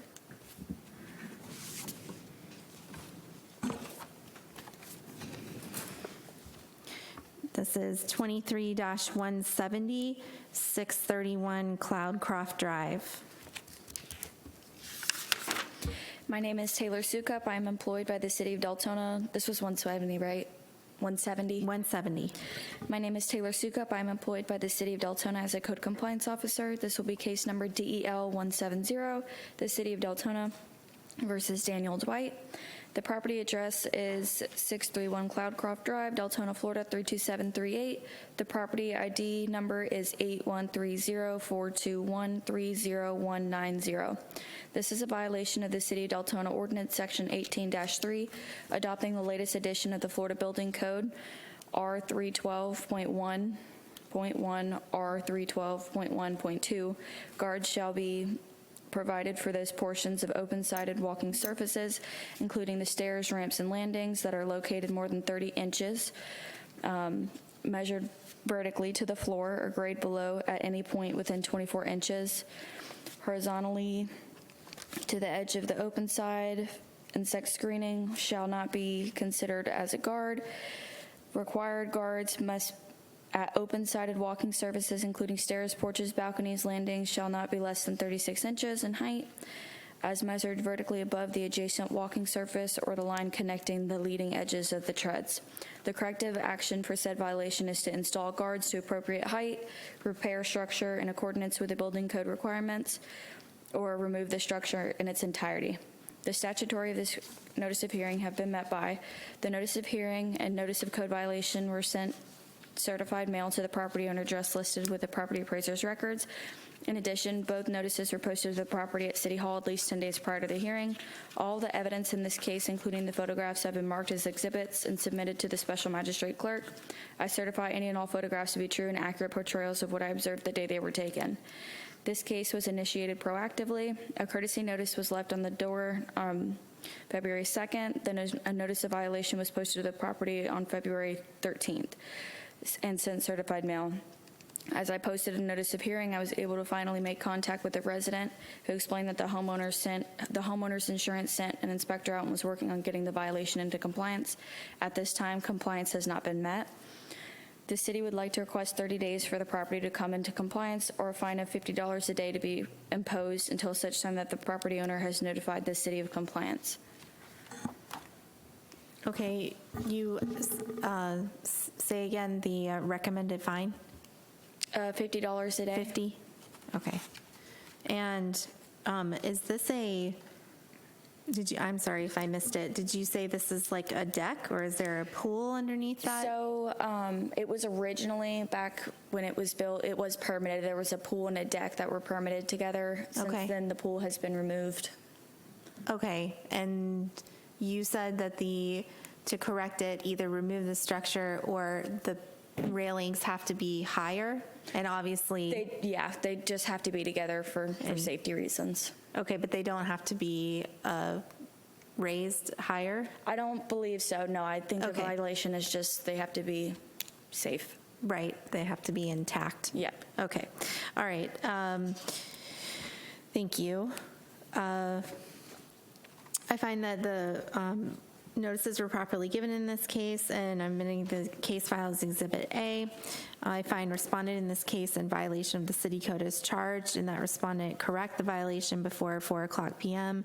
on Friday, April 28th, which is 30 days. And in the event respondent does not comply by the state, a fine in the amount of $50 per day will be imposed. For each day the violation continues past the aforestated date, respondent is further ordered to contact the code inspector to verify compliance with this order. Okay. This is 23-171, same address, 631 Cloudcroft Drive. My name is Taylor Sukup. I'm employed by the City of Deltona as a code compliance officer. This will be case number DEL 171, the City of Deltona versus Daniel Dwight. The property address is 631 Cloudcroft Drive, Deltona, Florida 32738. The parcel ID is 813042130190. This is a violation of the City of Deltona Ordinance, Section 18-5, adopting the latest edition of the International Property Maintenance Code, Section 302.7, which states all accessory structures, including detached garages, fences, walls, shall be maintained and kept in good repair and sound structural condition. The corrective action for said violation is to repair or remove the structure, in this case the fence. The statutory requirements for the notification of this hearing have been met by. The notice of hearing and notice of code violation were sent certified mail to the property owner at the address listed with the property appraiser's records. In addition, both notices were posted to the property at City Hall at least 10 days prior to the hearing. All of the evidence in this case, including the photographs, have been marked as exhibits and submitted to the special magistrate clerk. I certify any and all photographs to be true, accurate portrayals of what I observed the day they were taken. This case was initiated proactively. A courtesy notice was delivered, followed by a notice of violation posted to the property, as well as sent by certified mail. As I was posting the notice of hearing, I was finally able to make contact. I knocked on the door and spoke with the resident, a woman who explained that her insurance is handling the fence and that they sent out an inspector. At this time, compliance has not been met. The city would like to request 30 days for the property to come into compliance or a fine of $50 per day to be imposed until such time that the property owner has notified the city of compliance. Okay, thank you. Clearly, it's missing quite a few slats and panels. Yeah.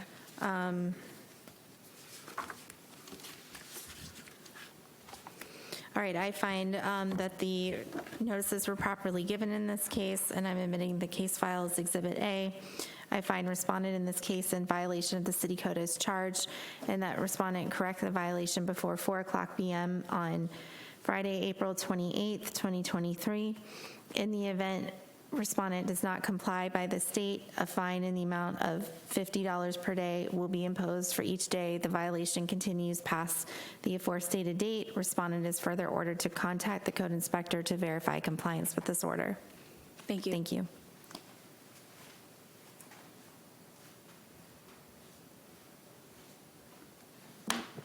Okay. Anything else? All right, we're adjourned. Thank you.